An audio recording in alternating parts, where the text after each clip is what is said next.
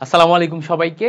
SSC 26 SSC 27 যারাই থাকো না কেন, যারা রাইট ফর্ম অফ ভার্বস এর উপর মিল্টন ভাইয়ের থেকে ক্লাস চাচ্ছিলা, আজকের ক্লাসটা তোমাদের জন্য। রাইট ফর্ম অফ ভার্বস থেকে আমি তোমাদের আজকের ক্লাসে 32টা নিয়ম শেখাবো। 32টা নিয়ম শেখাবো রাইট ফর্ম অফ ভার্বস এর। টোটাল এই ক্লাসে এই 32টা নিয়মে রাইট ফর্ম অফ ভার্বস এর ইচ অ্যান্ড এভরিথিং তোমার ক্লিয়ার হয়ে যাবে। রাইট ফর্ম অফ ভার্বস এমন একটা জিনিস, এই জায়গাতে তুমি যদি ভালো করতে চাও তাহলে নিয়মগুলা ভালো করে শেখা এবং নিয়মগুলা প্র্যাকটিস করার কোনো বিকল্প নাই। এবার নিয়মগুলা প্র্যাকটিস করলেই তুমি কিন্তু পরীক্ষায় পারবা না। পরীক্ষায় যদি তুমি পারতে চাও, এই নিয়মের পরে তোমাকে এক্সারসাইজ করা লাগবে। এক্সারসাইজ করা লাগবে কতগুলা? এক্সারসাইজ করা লাগবে অন্তত 20 থেকে 25টা।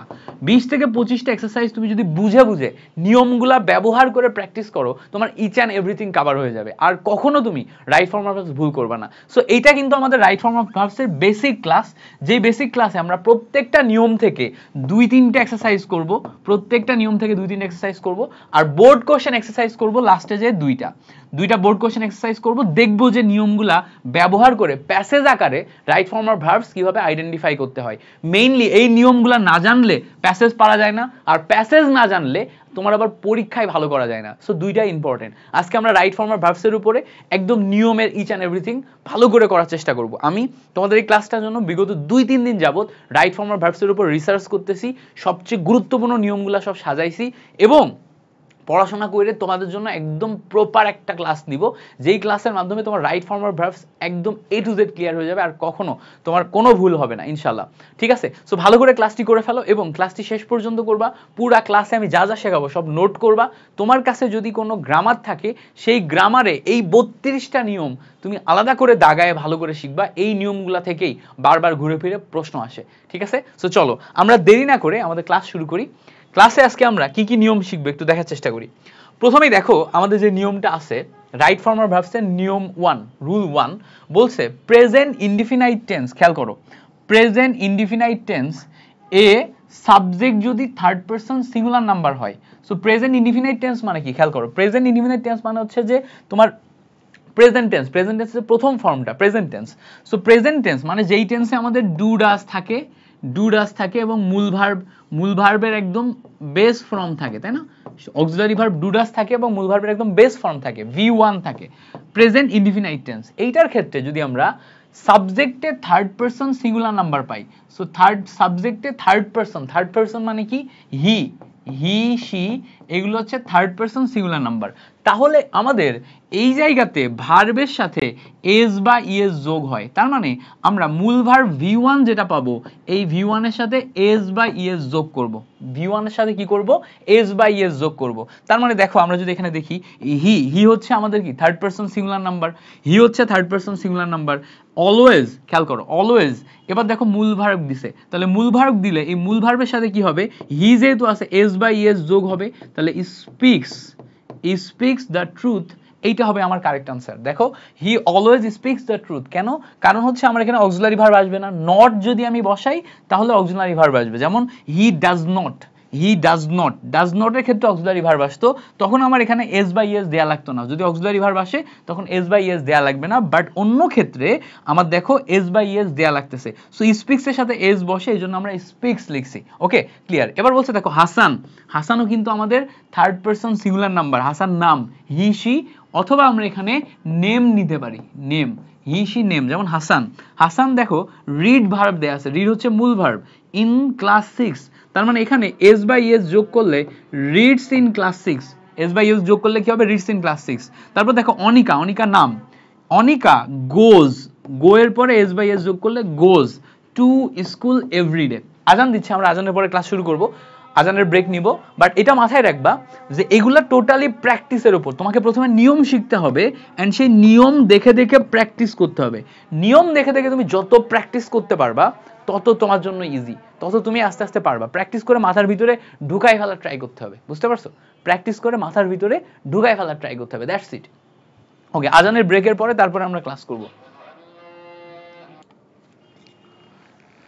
আচ্ছা, আজানের ব্রেকের পরে চলো আমরা আবার শুরু করি। আচ্ছা, তোমাদের থেকে মেইন কথাই বলা হয় না, আমি তো কেমিস্ট্রি টিচার, তাই না? আমি দীর্ঘদিন যাবত কেমিস্ট্রি পড়াচ্ছি, বাট আমাদের প্ল্যাটফর্মে আমরা ইংলিশ টিচার, ভালো ইংলিশ টিচার খুঁজতেছিলাম। সো ভালো ইংলিশ টিচার আমরা এখনো পাই নাই।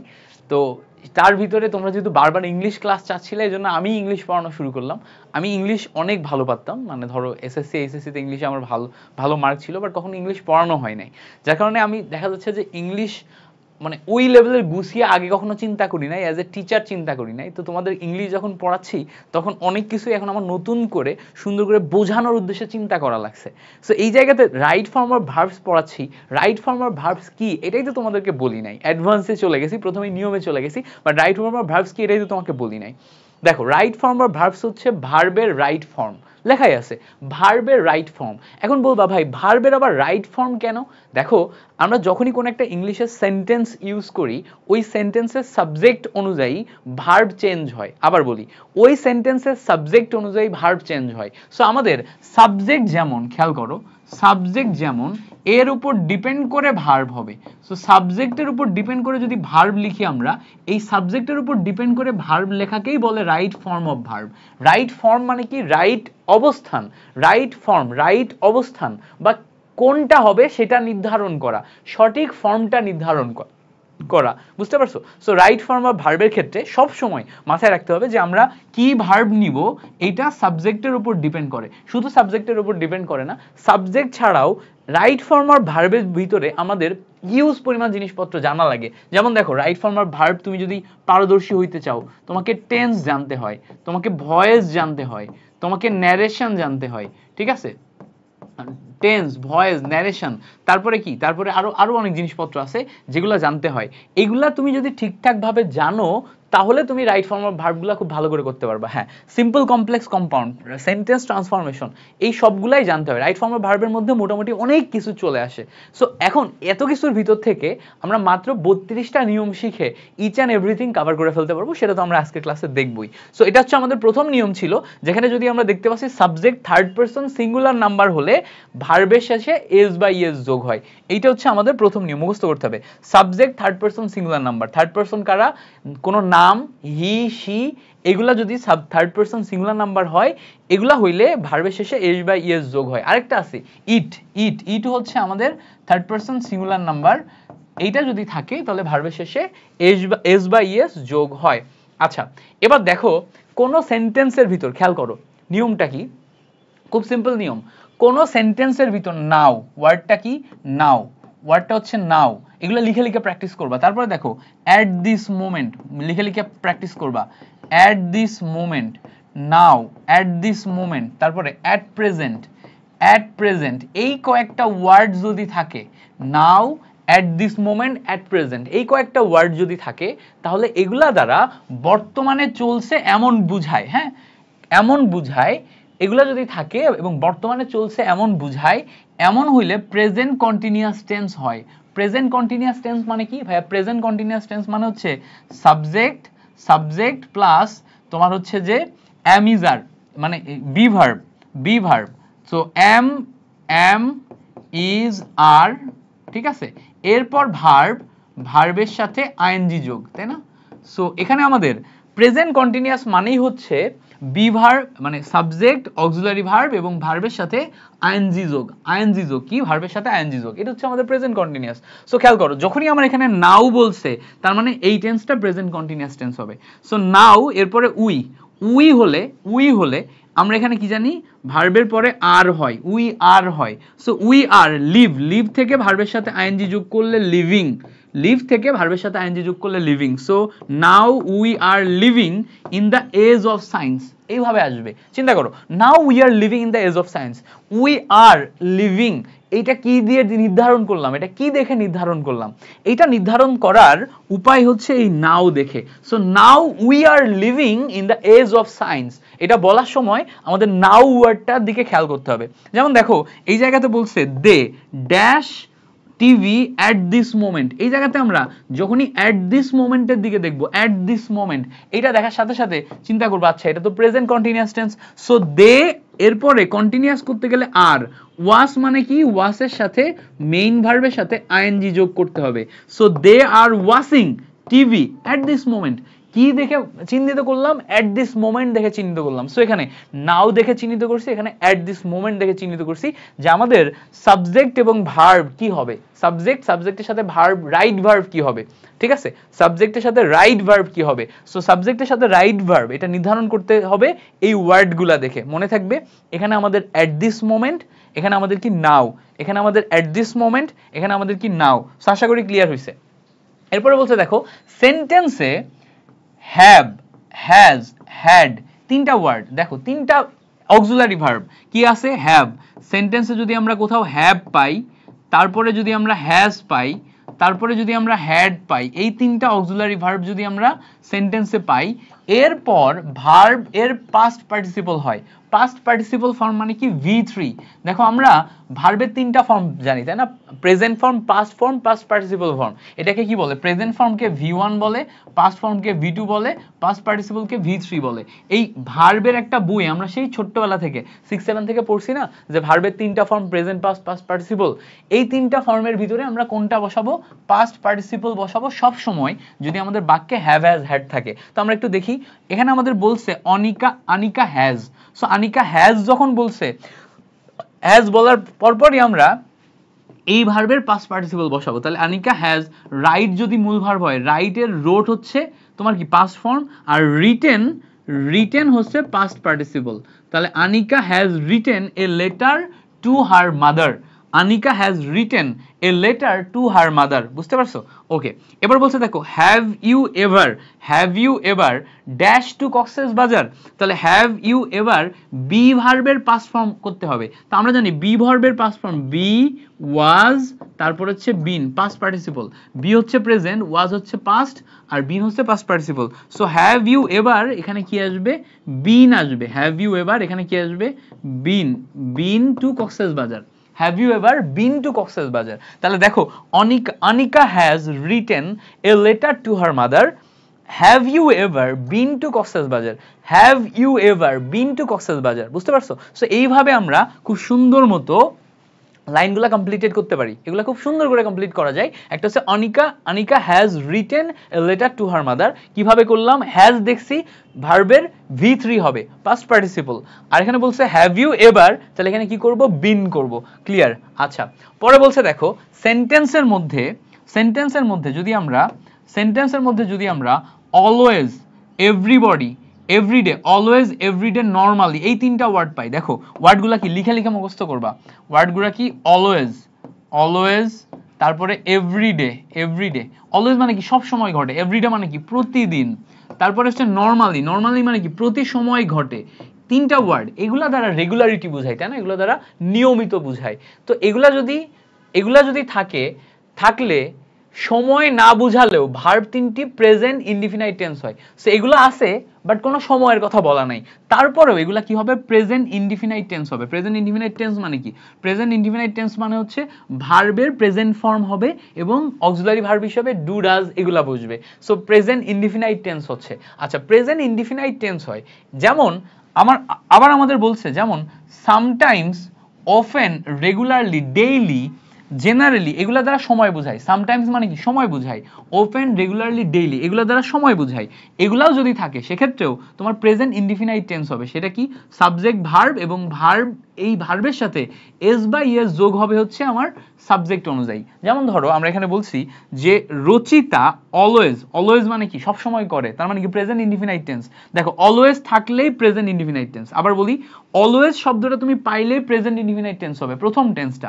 তাহলে কি এখানে রচিতা কি থার্ড পারসন সিঙ্গুলার নাম্বার না, থার্ড পারসন সিঙ্গুলার নাম্বার হলে ভার্বের সাথে এস বা ইএস যোগ হয়, তাহলে ফিল থেকে feels. Rachita always feels tension, ঠিক আছে। So Rachita always feels tension. এবার বলছে দেখো she dash on the high road every day। তো এভরিডে এটা দিয়ে টাইম বোঝাচ্ছে তাই না, এভরিডে, রেগুলারলি, এভরিডে মানে নিয়মিত বোঝাচ্ছে। সো টাইম না বুঝালেও এগুলো কি হয়, প্রেজেন্ট ইনডিফিনাইট টেন্স দেয় এই ওয়ার্ডগুলো, অলওয়েজ, এভরিডে। তাহলে যদি তাই দেয় তাহলে she ওয়াকের সাথে এস বা ইএস যোগ করো প্রেজেন্ট ইনডিফিনাইট টেন্সে। she walks on the high road every day। তাহলে তোমার ফুল সেন্টেন্সটা কি হচ্ছে, she works on the high road every day, কি দেখে চিহ্নিত করলাম, এই যে এভরিডে দেখে চিহ্নিত করলাম, এখানে অলওয়েজ দেখে চিহ্নিত করছি, অলওয়েজ এভরিডে এগুলো দেখে তোমাকে চিহ্নিত করতে হবে। বুঝতে পারছো? ক্লিয়ার করতে পারছি আশা করি। তাহলে এটা কি করবা, আগে লিখে লিখে ওয়ার্ডগুলো মুখস্থ করবা। ভাই খাতা কলমে লিখে লিখে মুখস্থ করার কোনো বিকল্প নাই। যে টিচারই তোমাকে পড়াই দিক না কেন, বাংলাদেশের বেস্ট ইংলিশ টিচারও যদি তোমাকে পড়ায়, মিল্টন ভাইও যদি তোমাকে পড়ায়, যেই তোমাকে পড়াই দিক না কেন, তুমি যদি এগুলো খাতা কলমে লিখে লিখে প্র্যাকটিস না করো, বিলিভ মি, খাতা কলমে লিখে লিখে প্র্যাকটিস না করো, এগুলো যদি তোমার মাথায় না থাকে, আর তারপরে এগুলা ব্যবহার করে তুমি যদি প্রবলেম চিন্তা করতে না শিখো, কোনো লাভ নাই। যেই তোমাকে পড়া কোনো লাভ নাই, তুমিও পারবা না। তোমাকে পারতে গেলে আগে এই জিনিসপত্রগুলো প্র্যাকটিস করা লাগবে। ওকে, দ্যাটস ইট। এবার আসো, পরে বলছে ইউনিভার্সাল ট্রুথ, খেয়াল করো, ইউনিভার্সাল ট্রুথ বোঝালে সর্বদা প্রেজেন্ট ফর্ম হয়। সো ইউনিভার্সাল ট্রুথ মানে কি, যেমন ধরো সূর্য পৃথিবীর চারদিকে ঘুরে, সূর্য পশ্চিম দিকে অস্ত যায়, সূর্য পূর্ব দিকে উঠে, এগুলো ইউনিভার্সাল ট্রুথ। সো এই টাইপের ইউনিভার্সাল ট্রুথ যেটা কখনোই মিথ্যা হবে না, সেটা সবসময় প্রেজেন্ট ফর্মে হবে। যেমন দেখো the sky, the sky, sky কি ব্লু না, দ্য স্কাই ইজ ব্লু। দেখো এই ইজ ব্লু এটা আমি কিভাবে বুঝলাম, এখানে আমার যে বি ভার্ব দেয়া আছে না, বি ভার্ব মানে কি, am is are was were, তাই না, এম ইজ আর এইগুলো হচ্ছে বি ভার্ব, এর সাথে ওয়াজ ওয়ার, পাস্ট ফর্মে বি ভার্ব কি, ওয়াজ ওয়ার, পাস্ট ফর্মে বি ভার্ব কি, ওয়াজ ওয়ার। সো এগুলো হচ্ছে আমার be verb. So am is are was were এগুলো আমরা বি ভার্ব হিসেবে ইউজ করি, মুখস্থ করবা, am is are was were be verb, এইগুলা প্রেজেন্ট টেন্স, এগুলো পাস্ট টেন্স। সো যেহেতু আমাদের ইউনিভার্সাল ট্রুথ মানে প্রেজেন্ট ফর্ম, এই জন্য আমরা এম ইজ আর ইউজ করব। So the sky is blue এটা হবে, দ্য স্কাই ইজ ব্লু।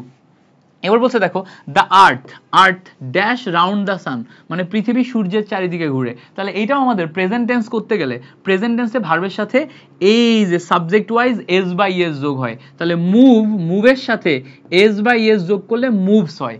তাহলে the earth moves round the sun, এই সেন্টেন্সগুলো তো আমাদের মুখস্থ থাকতে হবে, আমরা বুঝবো বাট আমাদের মুখস্থ থাকতে হবে। ওয়াই মুখস্থ? দেখো তুমি ইংলিশ অ্যাজ এ ল্যাঙ্গুয়েজ চিন্তা করো, তুমি যা কিছু বলতেছো, তোমার যে নিজের ভাষা বাংলা ভাষা, সেখানে তুমি সুন্দর করে গুছিয়ে কথা বলতে পারো কেন? কারণ তোমার ওয়ার্ড মুখস্থ, লাইন মুখস্থ, সবকিছু প্র্যাকটিস করতে করতে এগুলো তোমার নিজের ভিতরে ঢুকে আসে। সো যদি এগুলো তোমার মনে না থাকতো, মাথার ভিতরে না থাকতো, মেমোরাইজেশন না হতো, তাহলে তুমি কথা বলতে পারতা? এই যে আমি তোমার সাথে কথা বলছি, আমি কথা কেন বলতে পারছি? আমি এই যে এত কিছু বোঝাচ্ছি কেন বুঝাইতে পারছি? বিকজ সবকিছু আমার মুখস্থ আছে। সো এটাকে ল্যাঙ্গুয়েজ চিন্তা করো, এই ল্যাঙ্গুয়েজটা তুমি যদি নিজের ভিতরে ঢুকাইতে চাও, তাহলে তোমার অনেক জিনিসপত্র, অনেক লাইন্স, অনেক কথা নিজের ভিতরে মুখস্থ থাকতে হবে। এই জন্য এটাকে অ্যাজ এ ল্যাঙ্গুয়েজ চিন্তা করে যেগুলো প্রয়োজনীয় লাইন, যেগুলো তুমি বলবা, ওগুলো প্র্যাকটিস করে করে নিজের মাথার ভিতরে মুখস্থ করে ফেলো, যাতে তুমি বলতে পারো। ঠিক আছে? সো সেম জিনিস, the sky is blue, the earth moves round the sun, the earth moves round the sun, that's it. এইভাবে আমরা মাথায় রাখবো। পরে বলছে দেখো খুব সিম্পল, এতক্ষণ যেই ইয়াগুলো দেখছি এই নিয়মের একটু বিপরীতে যে আবার নতুন নিয়ম বলছে, স্টারডে, স্টারডে মানে গতকাল, লাস্ট নাইট মানে গত রাত, লাস্ট মান্থ মানে গত মাস, লাস্ট উইক, লাস্ট ইয়ার মানে সব গত, যেগুলো হয়ে গেছে গত। স্টারডে মানে কি, গতকাল মানে জাস্ট একদিন আগে, স্টারডে, স্টারডে গতকাল মানে জাস্ট একদিন আগে, লাস্ট নাইট মানে গত রাতে, জাস্ট এক নাইট আগে, লাস্ট মান্থ মানে গত মাসে, জাস্ট এক মাস আগে। ঠিক আছে? এক মাস আগে, সবকিছুই গত না, সবকিছুই গত না মানে কি, সব আমার গত মানে পার হয়ে গেছে। এগুলা বুঝালে আমার সিম্পল পাস্ট টেন্স হয়। কি হয়? সিম্পল পাস্ট টেন্স হয়। সো জাস্ট এই টাইপের ওয়ার্ডগুলো দেখলেই তুমি বুঝবা পাস্ট টেন্সের প্রথমটা সিম্পল পাস্ট টেন্স হয়। পাস্ট টেন্সের প্রথমটা সিম্পল পাস্ট টেন্স মানে সাবজেক্ট, সাবজেক্টের পরে ডিড ভার্ব, ডিড ভার্ব মানে সাবজেক্টের পরে ভার্বের পাস্ট ফর্ম, তাই না, V2, তাই না, ভার্বের পাস্ট ফর্ম, সাবজেক্ট ভার্বের পাস্ট ফর্ম। যদি অক্সিলারি ভার্ব নিই, অক্সিলারি ভার্ব হিসেবে আমাদের ডিড ভার্ব ইউজ হয়, তাই না, did not, did verb use হয়, নট হলে ডিড নট হয়। তার মানে দেখো শি ড্যাশ হিয়ার স্টারডে, স্টারডে মানে কি, জাস্ট গত মানে পাস্ট, পাস্ট ইনডিফিনাইট টেন্স হবে। তাহলে অ্যারাইভড থেকে অ্যারাইভড, ARIVED, অ্যারাইভড, অ্যারাইভড থেকে arrived, she arrived here স্টারডে, she arrived here স্টারডে। এবার বলছে দেখো I met him last night, last night মানে গত রাতে, মানে কি পাস্ট ফর্ম বোঝাচ্ছে, ওই ওয়ার্ডগুলো দেখলে পাস্ট ফর্ম বোঝা যায়। তাহলে এটা দেখে আমি আইডেন্টিফাই করলাম, দ্যাট মিনস এই মিটটা পাস্ট ফর্মে হবে। তাহলে মিট থেকে মেট, MET, মেট হবে, পাস্ট ফর্মে মেট হয়। MEET মিট, এটা হচ্ছে present form. MEET meet, meet মানে সাক্ষাৎ করা, এটা প্রেজেন্ট ফর্ম। এইটার পাস্ট ফর্ম হচ্ছে MET মেট, এটার পাস্ট ফর্ম কি, MET met. She arrived here yesterday, she arrived here yesterday, এইটা বুঝলাম। এরপরে I met him last night, last night মানে কত বিগত রাত আই মেট মানে সাক্ষাৎ করা মিট থেকে মেট হবে I met him last night আশা করি বুঝাইতে পারছি আচ্ছা এবার দেখো পরে যেই 7 নম্বর নিয়মটা বলছে অলরেডি শব্দটা যদি কোথাও থাকে এভার জাস্ট নাও ওয়ার্ডগুলো আগে লিখে মুখস্থ করবা ওয়ার্ডটা কি অলরেডি মানে ইতিমধ্যে ঘটে গেছে অলরেডি READY অলরেডি মানে ইতিমধ্যে ঘটে গেছে এভার তারপরে কি জাস্ট অলরেডি এভার জাস্ট তারপর হচ্ছে জাস্ট নাও এই ওয়ার্ডগুলা কি এই ওয়ার্ডগুলা দ্বারা বুঝায় এই মাত্র ঘটে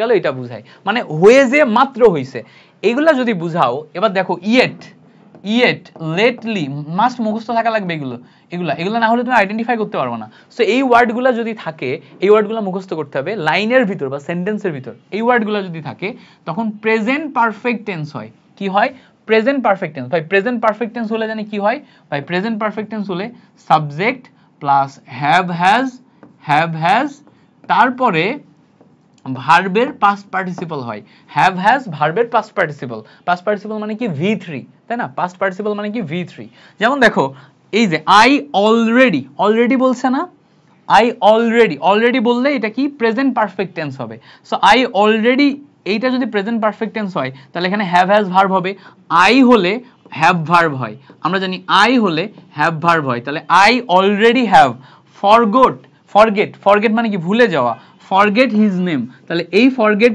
এটা হচ্ছে V3 হবে তাহলে forget forgotten I already have forgotten his name এটা হচ্ছে আমাদের কারেক্ট অ্যান্সার তাহলে কি করলাম আই অলরেডি দেখে সিদ্ধান্ত নিলাম প্রেজেন্ট পারফেক্ট টেন্স হবে আই অলরেডি দেখে সিদ্ধান্ত নিলাম প্রেজেন্ট পারফেক্ট টেন্স হবে so I already have forgotten his name বুঝতে পারছো I already have forgotten have কেন আই থেকে আই হ্যাভ ঠিক আছে ফার্স্ট পারসন সিঙ্গুলার নাম্বার এটা দেখে আই হ্যাভ আই এর পর সবসময় হ্যাভ হয় মাথায় রাখতে হবে এবার বলছে দেখো ইউ এভার দেখে আবারও বুঝে নিতে হবে এভার ওয়ার্ডটা আছে তার মানে প্রেজেন্ট পারফেক্ট টেন্স কি হবে প্রেজেন্ট পারফেক্ট টেন্স হবে present perfect so present perfect এটা বুঝবো আমি কি দেখে এভার দেখে ইউ এবার দেখো এই জায়গাতে বি ভার্ব আছে বি ভার্ব মানে কি ইউ পরে আবার হ্যাভ হয় না ইউ এর পরে হ্যাভ ভার্ব হয় তাহলে you ever have be verb থেকে বি এর past participle been so you ever have been এবার হ্যাভ কেন বসালাম ওই যে প্রেজেন্ট পারফেক্টে সাবজেক্টের পরে হ্যাভ হ্যাজ হয় ইউ এভার হ্যাভ হ্যাজ এর ভিতর হ্যাভ নিছি ইউ এর পরে হ্যাভ বসে এরপরে দেখো বি ভার্ব থেকে পাস্ট পার্টিসিপল বিন তো you ever have been to Cox's Bazar তো you ever have been to Cox's Bazar বা এটার ইংলিশটা এরকম হয় have you ever been to Cox's Bazar প্রশ্ন করলে have you ever been to Cox's Bazar মানে মানুষকে প্রশ্ন করে তোমাকে যদি প্রশ্ন করি তুমি কি কখনো কক্সবাজার গেছো এটার প্রশ্নটা কেমন হবে have you ever been to Cox's Bazar have you ever been to Cox's Bazar that is the question so এটা আমরা মাথায় রাখবো ওকে এবার বলতে দেখো he leave the place just now এই দেখো জাস্ট নাও ওয়ার্ডটা দেয়া আছে না ভাইয়া জাস্ট নাও ওয়ার্ড এইটা দেখলেই তুমি ক্লিয়ার করতে পারবা জাস্ট নাও ওয়ার্ডটা দেখলেই তুমি ক্লিয়ার করতে পারবা যেটা প্রেজেন্ট পারফেক্ট টেন্স হবে সো প্রেজেন্ট পারফেক্ট টেন্স হলে এই সাবজেক্টের পরে হ্যাভ হ্যাজ বসে হি যখন আমার subject third person singular number তখন ভাইয়া আমার হ্যাজ বসছে কি বসছে হ্যাজ বসছে সো হি হ্যাজ এবার লিভ থেকে আমরা পাস্ট পার্টিসিপলে যাব live left he has left live থেকে লেফট লিভ মানে ত্যাগ করা তো he has left the place just now মানে সে কেবলমাত্র জায়গাটা ছেড়ে চলে গেছে he has left the place just now সে কেবলমাত্র জায়গাটা ছেড়ে চলে গেছে ওকে সো সে কেবলমাত্র জায়গাটা ছেড়ে চলে গেছে আচ্ছা মাঝখানে একটু ছোট্ট কারেন্ট চলে গেছিল দ্যাটস ওয়াই ব্লিঙ্ক করছে আমার বোর্ড অফ হয়ে গেছে আমি একটু পজ করে আবার নিই সো এখন ঠিক হয়ে গেছে চলো আমরা আবার যাই পরের পার্টে চলো এরপরে দেখো বলছে যে সিন্স ফর খেয়াল করো বাক্যের মধ্যে যদি কখনো সিন্স ফর এগুলা থাকে এরপরে সময় উল্লেখ থাকলে সেন্টেন্সটি প্রেজেন্ট পারফেক্ট কন্টিনিউয়াস টেন্স হয় সো কখনো যদি আমরা সিন্স ফর সিন্স ফর এই দুইটা ওয়ার্ড পাই এবং সিন্সের পরে সময় উল্লেখ থাকে, ফরের পরে সময় উল্লেখ থাকে, তাহলে ওই জায়গায় যে সেন্টেন্সটা হবে সেটা কি হবে? Present perfect continuous. মাথায় রাখবো, প্রেজেন্ট পারফেক্ট কন্টিনিউয়াস। ভাই প্রেজেন্ট পারফেক্ট কন্টিনিউয়াসের স্ট্রাকচার যেমন কি ছিল? প্রেজেন্ট পারফেক্ট কন্টিনিউয়াসের স্ট্রাকচার ছিল সাবজেক্ট, তারপর হচ্ছে হ্যাভ হ্যাজ, তারপরে তোমার ভার্বের সাথে আইএনজি, তাই না? ভার্বের সাথে ING. So have been, has been, ভার্বের সাথে আইএনজি, হ্যাভ হ্যাজ, তারপরে বিন, হ্যাভ হ্যাজ, তারপর হচ্ছে বিন। তাহলে দেখো প্রেজেন্ট পারফেক্ট কন্টিনিউয়াসের ক্ষেত্রে subject has been, have been, তারপরে ভার্বের সাথে আইএনজি ছিল। তাহলে এই জায়গায় ভালো করে খেয়াল করলে দেখবা আমাদের মেইন আইডেন্টিফায়ার কে, কাকে দেখে আমরা আইডেন্টিফাই করব? সিন্স অথবা ফর কে দেখে। যেমন ধরো বলছে ইট রেইন, তারপর সিন্স মর্নিং। তো দেখো সিন্স আছে, সিন্সের পরে মর্নিং ওয়ার্ডটা আছে। সো এই যে সিন্সের পরে মর্নিং ওয়ার্ডটা আছে এটা দেখে আমরা আইডেন্টিফাই করতে পারবো। সো ইট, ইটের পরে তো আর হ্যাভ হয় না, হ্যাজ হয়। তাহলে ইট হ্যাজ, এরপরে অটোমেটিক প্রেজেন্ট পারফেক্ট টেন্সে বিন আসবে, ইট হ্যাজ বিন। এবার রেইন, রেইন হচ্ছে আমার ভার্ব। ভাই ভার্বের সাথে কি যোগ হয়? আইএনজি যোগ হয়। ইট হ্যাজ বিন রেইনিং, দেখো it has been raining since morning. এই যে একটা সেন্টেন্স, এই একটা সেন্টেন্স তুমি যদি মনে রাখো, মুখস্থ করো, তাহলে তোমার পুরা সেন্টেন্সের ফরম্যাটটাও মুখস্থ হয়ে যাবে, আবার এই সেন্টেন্সটাও তোমার মনে থাকবে। এটা দেখে তুমি অন্য যে কোনো সেন্টেন্স কারেক্ট করতে পারবা। সেটা কি? ইট, ইটের পরে হ্যাজ বিন রেইনিং আছে না, তার মানে কি ভার্বের সাথে আইএনজি এটা যোগ হওয়ার পরে হ্যাজ বিন বা হ্যাভ বিন হবে, হ্যাজ বিন বা হ্যাভ বিন হবে। এবার খেয়াল করো এখানে সিন্স মর্নিং, খেয়াল করো সিন্স মর্নিং, এই যে সিন্স মর্নিং এটা হচ্ছে আমার আইডেন্টিফায়ার। এটা কি? এটা হচ্ছে আমার আইডেন্টিফায়ার। মর্নিং হচ্ছে আমার মর্নিং হচ্ছে না, সিন্স হচ্ছে আমার আইডেন্টিফায়ার। সিন্সের পরে মর্নিং এটা দ্বারা সময় বোঝাচ্ছে, ঠিক আছে? সময় যদি বুঝাই, যেমন ধরো বলছে I live in Dhaka for 5 years, I live in Dhaka for 5 years. For হচ্ছে আমার আইডেন্টিফায়ার, ফরের পরে দেখো টাইম দেয়া আছে, ফর হচ্ছে আমার আইডেন্টিফায়ার, ফরের পরে টাইম দেয়া আছে। দ্যাট মিনস এটা প্রেজেন্ট পারফেক্ট কন্টিনিউয়াস হবে। সো আই এর পরে আমার হ্যাভ বসে, ভাই আই এর পরে কি বসে? I have. এবার যেহেতু প্রেজেন্ট পারফেক্ট কন্টিনিউয়াস তার মানে এরপরে বিন বসবে, তাহলে আই হ্যাভ বিন। এবার লিভ যে ভার্বটা আছে এই ভার্বের সাথে আইএনজি যোগ করলে লিভিং, তাহলে I have been living in Dhaka for 5 years. I have been living in Dhaka for 5 years. আশা করি ক্লিয়ার। এবার বলছে দেখো to be verb, to be verb কারা? টু বি ভার্ব হচ্ছে am, is, are, am is are এবং was were. দেখো am is are present, was were কি ভাইয়া? Was were past. Am is are present, was were past. So এগুলো যদি two be verb হয়, two B ভার্বের পরে যদি প্যাসিভ ভয়েস বুঝাই, এরপরে মূল ভার্বের পাস্ট পার্টিসিপল হয়। প্যাসিভ ভয়েস মানে কি? অ্যাক্টিভ ভয়েস মানে সরাসরি আমি নিজে কথা যেটা বলতেছি সেটা অ্যাক্টিভ ভয়েস। প্যাসিভ ভয়েস মানে যদি কথা উল্টায় বলা হয়। প্যাসিভ ভয়েস মানে কি? কথা যদি উল্টায় বলা হয়। কথা যদি উল্টায় বলা হয় মানে অন্যের কথা আমি আমার মতো করে বলবো, অন্যের উক্তি আমি নিজের মতো করে বলবো, that is passive voice. So passive voice উল্টায় বলা হয়, তখন হচ্ছে আমরা কি করি? এই বি ভার্বের পরে ভার্বের পাস্ট পার্টিসিপল মানে পাস্ট পার্টিসিপল নেই। তাহলে দেখো জিনিসটা কেমন, যেমন বলছে ইংলিশ ইজ, হ্যাঁ ইংলিশ ইজ। এবার বলছে ইংলিশ ইজ, এটা বি ভার্ব, এরপরে যে ইয়াটা হবে সাবজেক্ট, এরপরে যে ভার্বটা হবে ভার্বের পাস্ট পার্টিসিপল হবে। ভার্বের পাস্ট পার্টিসিপল মানে কি? স্পিক থেকে spoken, speak, spoke, spoken. English is spoken all over the world. এইটা হচ্ছে অন্যের লাইন আমি আমার মতো করে বলতেছি, এই জন্য এটা হচ্ছে প্যাসিভ ফর্ম ভয়েসে আছে। প্যাসিভ ভয়েসের ক্ষেত্রে এই যে বি ভার্বের পরে ভার্বের পাস্ট পার্টিসিপল হয়। যেমন দেখো English is spoken all over the world, ঠিক আছে? সো প্যাসিভ ভয়েস যখনই হবে তখন আমরা কি নিব? এই যে বি ভার্বের পরে ভার্বের পাস্ট পার্টিসিপল। বুঝতে পারছো? এবার বলছে দেখো হি ওয়াজ, ওয়াজ কি? বি ভার্ব, ওয়াজ কি? Be verb. হি ওয়াজ, এই পানিশ যে ভার্বটা আছে পানিশের পাস্ট পার্টিসিপল কি হবে? পানিশড। ই বা এজ মানে ইডি যোগ হবে, তাই না? পানিশ মানে শাস্তি দেওয়া, PUNISHED,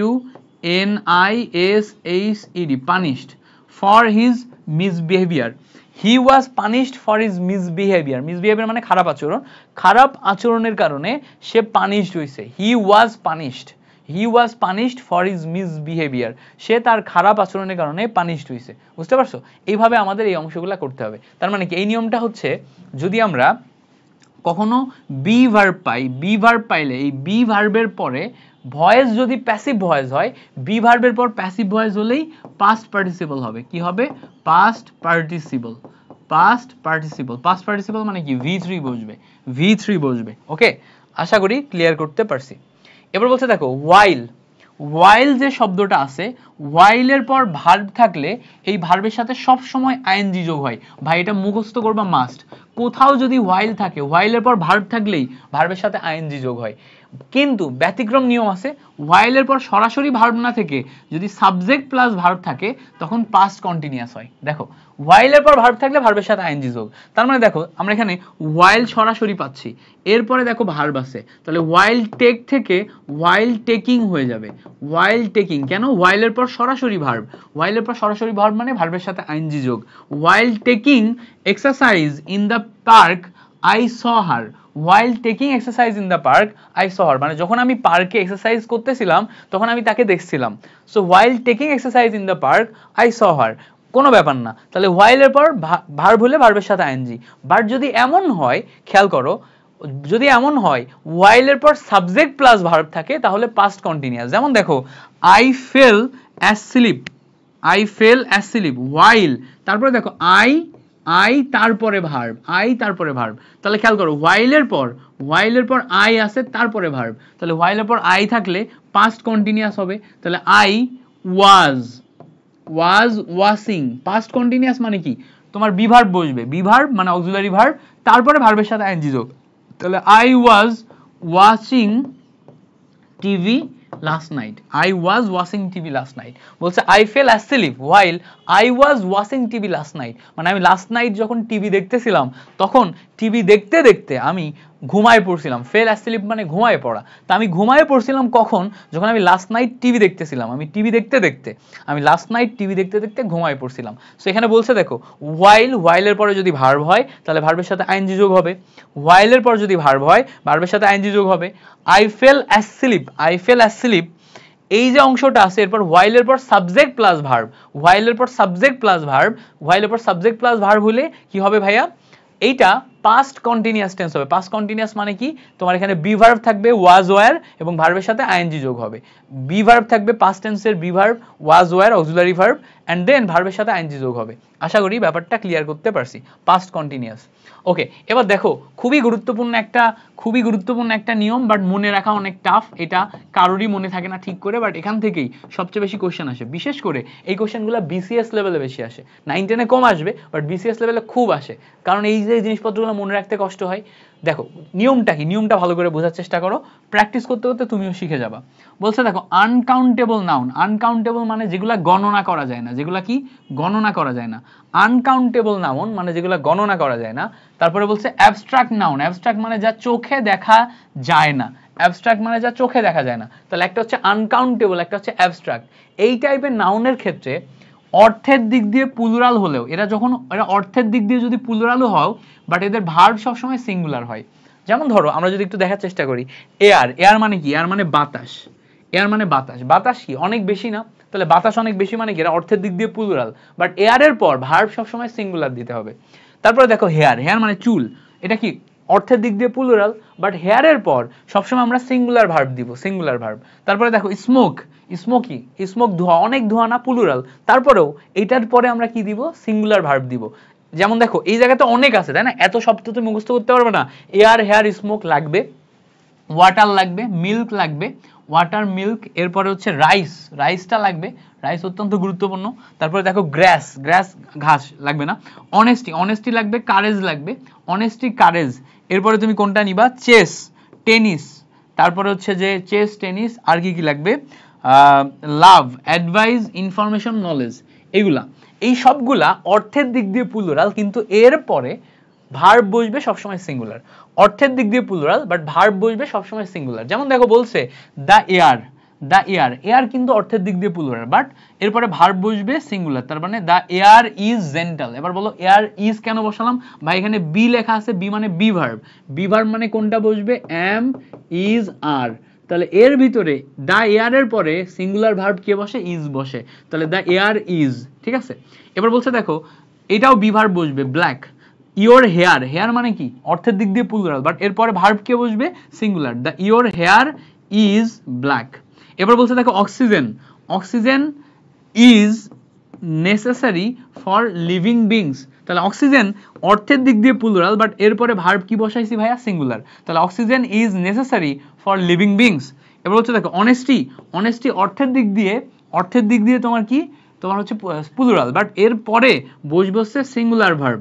honesty is the best policy, singular verb. তার মানে এই ওয়ার্ড যেগুলো আছে, যেগুলোকে আমরা তোমার হচ্ছে যে কাউন্ট করতে পারবো না বা চোখে দেখতে পারবো না, যেমন অনেস্টিকে চোখে দেখা যায় না। অনেস্টিকে কি চোখে দেখা যায়? অনেস্টি মানে কি? সততা। সততা কি চোখে দেখা যায়? তাহলে অনেস্টিকে চোখে দেখা যায় না। যেগুলাকে চোখে দেখা যায় না, যেমন honesty, oxygen, hour heir, air, এগুলার ক্ষেত্রে আমরা সবসময় মাথায় রাখবো কি, এগুলোর ক্ষেত্রে আমরা সবসময় মাথায় রাখবো যে এগুলা অর্থের দিক দিয়ে প্লুরাল হলেও এদের পর ভার্ব বসবে সিঙ্গুলার। অর্থের দিক দিয়ে প্লুরাল, বাট ভার্ব বসবে সিঙ্গুলার। আচ্ছা, এবার বলছে দেখো অ্যাডজেক্টিভের পূর্বে, খেয়াল করো অ্যাডজেক্টিভ, অ্যাডজেক্টিভ মানে কি? যেই অ্যাডজেক্টিভ মানে হচ্ছে যেগুলো আমাদের দোষ গুণ এগুলা বুঝায়, দোষ গুণ বুঝাইতে যে ওয়ার্ডগুলা ব্যবহার করে সেগুলো হচ্ছে অ্যাডজেক্টিভ। যেমন ধরো অনেস্ট, এগুলা অনেস্ট, পোর, ব্রেভ, এগুলো হচ্ছে দোষ গুণ বুঝায়। আচ্ছা, এগুলার পূর্বে ডিটারমাইন দা যুক্ত হলে এটা প্লুরাল ভার্ব হয়, ভার্ব প্লুরাল হয়। মানে যেমন দেখো ব্রেভ, ব্রেভ হচ্ছে অ্যাডজেক্টিভ, তারপর পোর হচ্ছে অ্যাডজেক্টিভ। খেয়াল করো ব্রেভ হচ্ছে অ্যাডজেক্টিভ, তারপরে পোর হচ্ছে অ্যাডজেক্টিভ। এই ব্রেভের আগে যদি আমরা দা ব্রেভ নিই, দা ব্রেভ, তো দা ব্রেভ মানে সাহসীরা বুঝায়। দা ব্রেভ মানে কি বুঝায়? সাহসীরা। মানে সাহসীরা মানে কি? অনেকগুলা বুঝাচ্ছে না, তার মানে এরপরে এখন প্লুরাল ভার্ব হবে। দা পোর মানে হচ্ছে গরিবেরা, দা পোর মানে কি? পোর মানে গরিব, আর দা পোর মানে গরিবেরা। তাহলে এইটা দ্বারা আবার যখন গরিবেরা বুঝাচ্ছে এটা প্লুরাল হয়ে গেল। তারপরে দেখো রিস, রিস থেকে দা রিস, দা রিস, দা রিস মানে কি? দা রিস মানে হচ্ছে ধনীরা, দা রিস মানে কি? দা রিস মানে হচ্ছে ধনীরা। তাহলে এগুলো সব প্লুরাল হয়ে গেল। তাহলে দেখো নর্মালি সিঙ্গুলার ছিল, বাট প্লুরাল হয়ে গেল। প্লুরাল যদি হয়ে যায় তাহলে এরপরে আমাদের প্লুরাল ভার্ব বসবে।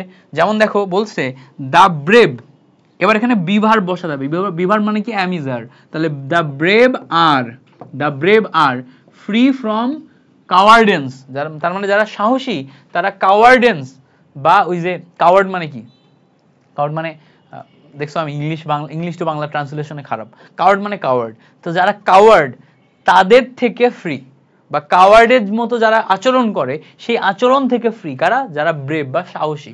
এবার বলছে দেখো দ্য পোর, দ্য পোর, এই দ্য পোর মানে গরিবেরা, এরপরে কি? বি ভার্ব বসবে, তার মানে কি? আর বসবে। The brave, the poor are not always unhappy, মানে গরিব মানেই তারা যে অখুশি তা কিন্তু না, গরিবেরা সবসময় অখুশি না। The poor are not unhappy, তার মানে কি? Always the poor are not always unhappy, এটা আমরা বুঝতে হবে। ওকে, এবার অলওয়েজ দেখে কিন্তু এটা প্রেজেন্ট ইনডিফিনাইট টেন্স হবে, আমরা ওই আগে দেখে আসছিলাম অলওয়েজ থাকলে প্রেজেন্ট ইনডিফিনাইট টেন্স হয়। ওকে, পরে দেখো, পরে বলছে যে দুইটি সিঙ্গুলার নাউন, খেয়াল করো দুইটি সিঙ্গুলার নাউন, নিয়মটা খেয়াল করো, দুইটি সিঙ্গুলার নাউন যদি একটি বস্তু বা একাধিক বস্তু বোঝায় তখন ভার্ব সিঙ্গুলার হয়। ঠিক আছে, একটি বস্তু বা ব্যক্তি বোঝায়। দুইটি সিঙ্গুলার নাউন যদি একটা বস্তু বা ব্যক্তি বোঝায়, যেমন দেখো the horse and carriage, the horse and carriage, এইটাই হর্স এবং ক্যারেজ দুইটাই সিঙ্গুলার নাউন, কিন্তু এইটা দিয়ে বোঝাচ্ছে একটা যানবাহন, এটা দিয়ে বোঝাচ্ছে যানবাহন, যানবাহন, একটা যানবাহন বোঝাচ্ছে। হর্স অ্যান্ড ক্যারেজ দিয়ে একটা যানবাহন বোঝাচ্ছে। তার মানে দুইটা সিঙ্গুলার নাউন যদি একটা কিছুকে বোঝায়, একটা ব্যক্তি বা একটা বস্তুকে বোঝায়, যেমন দেখো একটা যানবাহন বোঝাচ্ছে the horse and carriage, the horse and carriage একটা যানবাহন বোঝাচ্ছে, তাহলে এরপরে ভার্ব সিঙ্গুলার হয়। যেমন দেখো এখানে বলছে be verb, the horse and carriage is, is এখানে বি ভার্ব বসলে কি বসবে? Is, is at the gate, মানে গেটে আছে। The horse and carriage is at the gate, বুঝতে পারছো? এটা দিয়ে কি বোঝাচ্ছে? যানবাহন বোঝাচ্ছে একটা। ওকে, এবার বলছে দেখো দ্য রাইজ অ্যান্ড ফল, মানে উত্থান পতন, একজনের উত্থান পতন বোঝাচ্ছে, একজনের, তার মানে কি? দুইটা ওয়ার্ড দিয়ে, দুইটা সিঙ্গুলার নাউন দিয়ে একটা ব্যক্তিকে বোঝাচ্ছে। একটা ব্যক্তি বুঝাইলে এরপরে বি ভার্ব হলে ইজ হবে, ইজ হবে, বি ভার্ব হলে ইজ হবে। The rise and fall of life is due to one's activities, মানে একজনের কাজকর্মের উপর ডিপেন্ড করে তার জীবনে উত্থান পতন ঘটে। ডিউ টু ওয়ানস অ্যাক্টিভিটিস মানে একজনের অ্যাক্টিভিটি, ডিউ টু মানে কারণ, ডিউ টু মানে কি? কারণ, একজনের কাজকর্মের উপর ডিপেন্ড করে তার জীবনের উত্থান পতন ঘটে, এইটা বুঝাইছে। এবার বলছে দেখো দ্য এমপি অ্যান্ড মিনিস্টার, দেখো এমপি অ্যান্ড মিনিস্টার মানে হচ্ছে দা দেখো এমপি এবং মিনিস্টার দুইটার আগে একটা দা আছে। দ্য এমপি অ্যান্ড মিনিস্টার মানে হচ্ছে একজন, একজন ব্যক্তি, সে একাই এমপি আবার একাই মিনিস্টার, মানে যে এমপি সেই মিনিস্টার।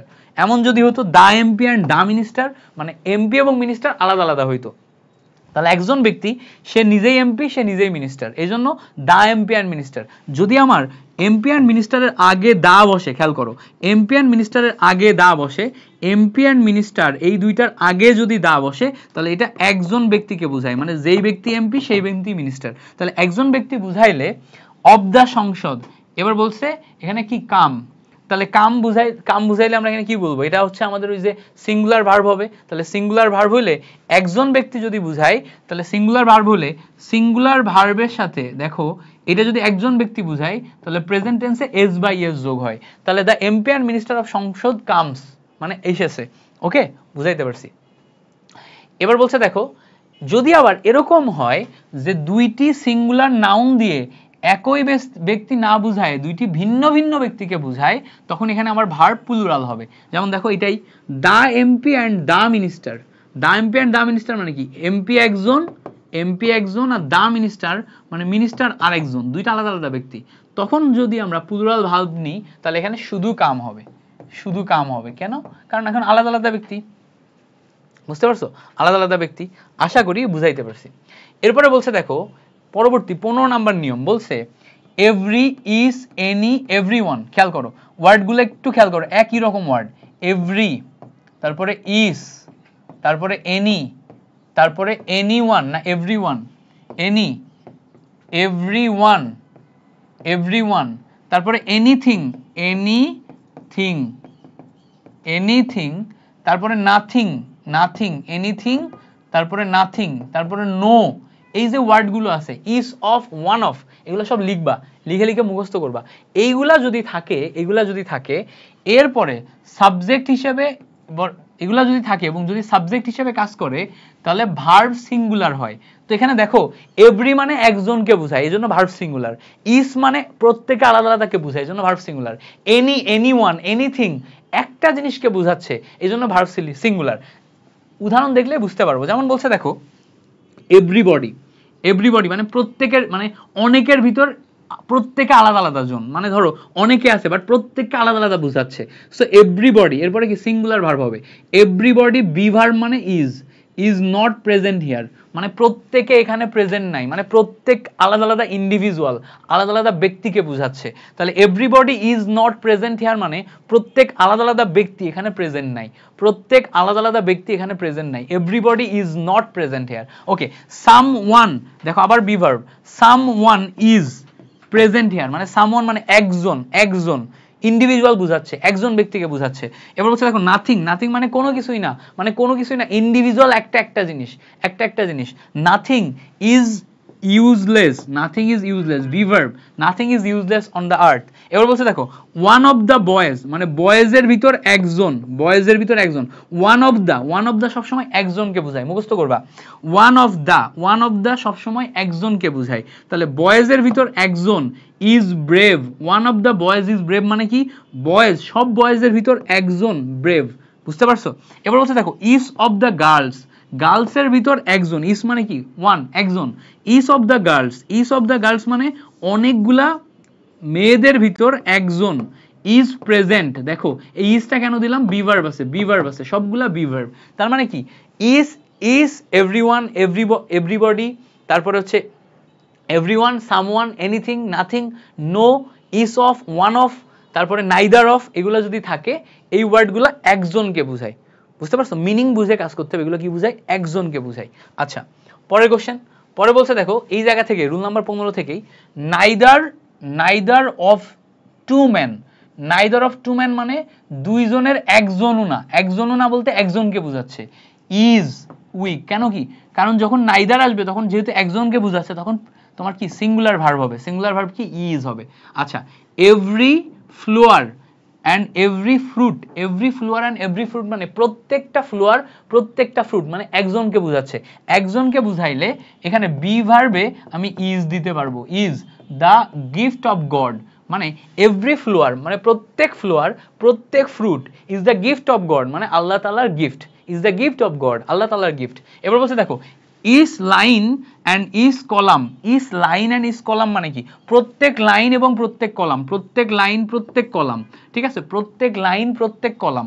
এবার বলছে দেখো introduce to him, introduce so প্রত্যেক যখন বোঝাচ্ছে তাহলে কি এটা সিঙ্গুলার হবে, সিঙ্গুলার ভার্ব হলে এটা যদি থার্ড পারসন সিঙ্গুলার নাম্বার হয় এস বাই ইউএস যোগ হয় তাহলে introduces to him, introduces D U C S, introduces to him এভাবে লিখবা, ইন্ট্রোডিউসেস টু হিম। এই হচ্ছে আমাদের কাহিনী। পরে বলছে দেখো দুই বা ততোধিক, খেয়াল করো দুই বা ততোধিক মানে একাধিক যদি হয়, সিঙ্গুলার সাবজেক্ট অর নর আইদার অর নাইদার নর এগুলা দ্বারা যদি যুক্ত থাকে তাহলে ভার্বটি সিঙ্গুলার হয়। তো ভালো করে খেয়াল করলে বুঝবা, এখানে খেয়াল করো he or his best friend, he or his best friend মানে কি ইন্ডিভিজুয়াল, প্রত্যেক আলাদা আলাদা ইন্ডিভিজুয়ালকে বোঝাচ্ছে। He or his best friend মানে আলাদা আলাদা ব্যক্তিকে বোঝাচ্ছে। ইজ অ্যাবসেন্ট, কেন ইজ অ্যাবসেন্ট? কারণ ইন্ডিভিজুয়াল আলাদা আলাদা ব্যক্তি হলে সিঙ্গুলার ফর্ম হবে, তাহলে বি ভার্বের সিঙ্গুলার ফর্ম ইজ। এবার বলছে দেখো নাইদর হি মানে সে অথবা তার ব্রাদার মানে সেও না তার ব্রাদারও না, ইন্ডিভিজুয়ালকে বুঝাচ্ছে। ইন্ডিভিজুয়ালকে বুঝাইলে আবারও singular verb. Is present, is present মানে কি সে এখানে উপস্থিত আছে, তাহলে ইন্ডিভিজুয়ালকে বুঝালে বি ভার্বের সিঙ্গুলার ফর্ম ইজ আসছে। এবার বলছে দেখো either the pen, either the pen মানে শুধু হয় পেনটা মানে অথবা দ্য পেপার মানে হয় পেন নাই পেপার, ইন্ডিভিজুয়ালকে বুঝাচ্ছে। Is on the table, is on the table মানে কি টেবিলের উপরে আছে, on the table, on the table মানে কি টেবিলের উপরে আছে। ইজ মানে কি, ইজ মানে তোমার হচ্ছে এইটা, আমি এইটা দেখে বুঝাচ্ছি, বুঝতে পারছি যে এই জায়গায় আমাদের সাবজেক্ট যেটা আছে সাবজেক্টে either the pen or the paper, এইটা দেখে আমি বুঝতে পারছি। এবার বলছে দেখো আওয়ার হ্যাপিনেস অর আওয়ার সরো, তাহলে যে কোনো একটা our happiness or our sorrow singular বুঝাচ্ছে। Is due to our own activities মানে আমরা কি ধরনের কাজ করি তার উপর ডিপেন্ড করে আমাদের হ্যাপিনেস অথবা আমাদের সরো নির্ধারণ হয়। আমাদের হ্যাপিনেস অথবা আমাদের সরো নির্ধারণ হয় কিসের উপর ডিপেন্ড করে? আমাদের অ্যাক্টিভিটির উপর ডিপেন্ড করে, আমরা কি ধরনের অ্যাক্টিভিটি করি তার উপর ডিপেন্ড করে। আমাদের হ্যাপিনেস অথবা আমাদের সরো ডিপেন্ড হয় মানে নির্ধারণ হয় আমাদের অ্যাক্টিভিটিজের উপর ডিপেন্ড করে। পরে বলছে দেখো সিঙ্গুলার এবং প্লুরাল সাবজেক্ট, সিঙ্গুলার এবং প্লুরাল সাবজেক্ট, সাবজেক্ট অর নর আইদার, আইদার অর নাইদার নর এগুলো দ্বারা যুক্ত থাকলে তখন আমরা প্লুরাল ভার্ব বসাই, ঠিক আছে? যেমন দেখুন বলছে he or his friends, he or his friends, তাহলে খেয়াল করো এই জায়গাতে আমাদের হি একজন অর হিজ ফ্রেন্ডস, ঠিক আছে? তাহলে এটা কি প্লুরাল না? প্লুরাল হইলে এবার যখন আমাদের ডু দিস ওয়ার্ক মানে দিস ওয়ার্ক কথা বলছে তখন আমাদের ডু দিস ওয়ার্ক কি হবে? He or his friends do this work মানে এখানে আমাদের প্লুরাল সাবজেক্ট চলে আসছে। যেমন বলছে দেখো নাইদর শি নর হিজ সিস্টার্স মানে এখানে অনেকগুলা মানুষ বুঝাচ্ছে, অনেকগুলা মানুষ বুঝালে এখানে কি আসবে? আর অ্যাবসেন্ট, অ্যাবসেন্ট মানে কি তোমার ছিল না, তাই না? অ্যাবসেন্ট মানে ছিল না, অ্যাবসেন্ট মানে ছিল না, তার মানে এটা তো অতীত কাল হয়ে যাচ্ছে। অতীত হলে তোমার হচ্ছে were, were absent, were absent, বুঝতে পারছো? এবার বলছে দেখো ইউ, ইউ খেয়াল করো ইউ হি অ্যান্ড আই তিনজন, তাই না? তাহলে অনেকগুলা মানুষ বুঝাচ্ছে না, অনেকগুলা মানুষ বুঝালে এইটা অনেকগুলা মানুষ বুঝালে আমাদের এখানে প্লুরাল হবে, তাহলে বি ভার্বের প্লুরাল হচ্ছে আর, তাহলে you he and I are friends এইরকম। এবার বলছে দেখো you and he, you and he plural বুঝাচ্ছে দুইজন আলাদা আলাদা একত্রিত হয়ে গেছে দুইজন। এবার বলছে দেখো you and he are birds of the same feather মানে সেম ফিদারের, birds of the same feather, তাহলে এই জায়গাতে আমরা ইউ অ্যান্ড হি এটা প্লুরাল পাচ্ছি, দ্যাটস ওয়াই এখানে আমরা আর বসাবো। কি বসাবো? You and he are are are birds of the same feather, birds of the same feather, that's it. আশা করি বুঝতে পারছো।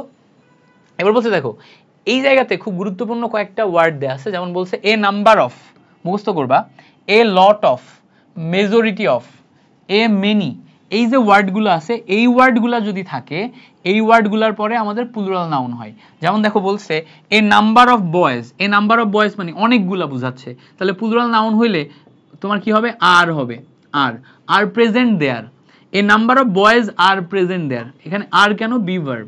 এবার বলছে দেখো a lot of girls, a lot of girls, a lot of girls মানে অনেক গার্লস, অনেক, তাহলে দেখো a lot of girls dance on the stage, তাহলে দেখো এ লট অফ গার্লস এটা যদি প্রেজেন্ট কন্টিনিউয়াস টেন্স হয় are dancing on the stage, তাই না?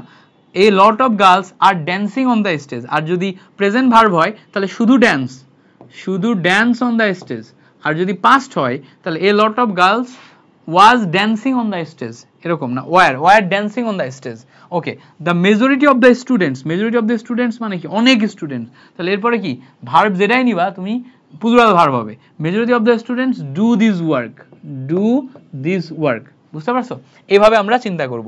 ডু কেন নিলাম, কারণ প্লুরাল ভার্ব, এই জন্য ডু নিছি, প্লুরাল হলে তোমার ডু হয়। এবার বলছে দেখো পরের সেন্টেন্স খুব গুরুত্বপূর্ণ, দ্য নাম্বার অফ, এই যে ওয়ার্ডটা যদি থাকে the number of are many a, খেয়াল করো, দ্য নাম্বার অফ আর একটা হচ্ছে মেনি এ, এই দুইটা জিনিস দ্বারাই সিঙ্গুলার বুঝায়। হ্যাঁ, the number of are many এই দুইটা জিনিস দ্বারাই সিঙ্গুলার বুঝায়।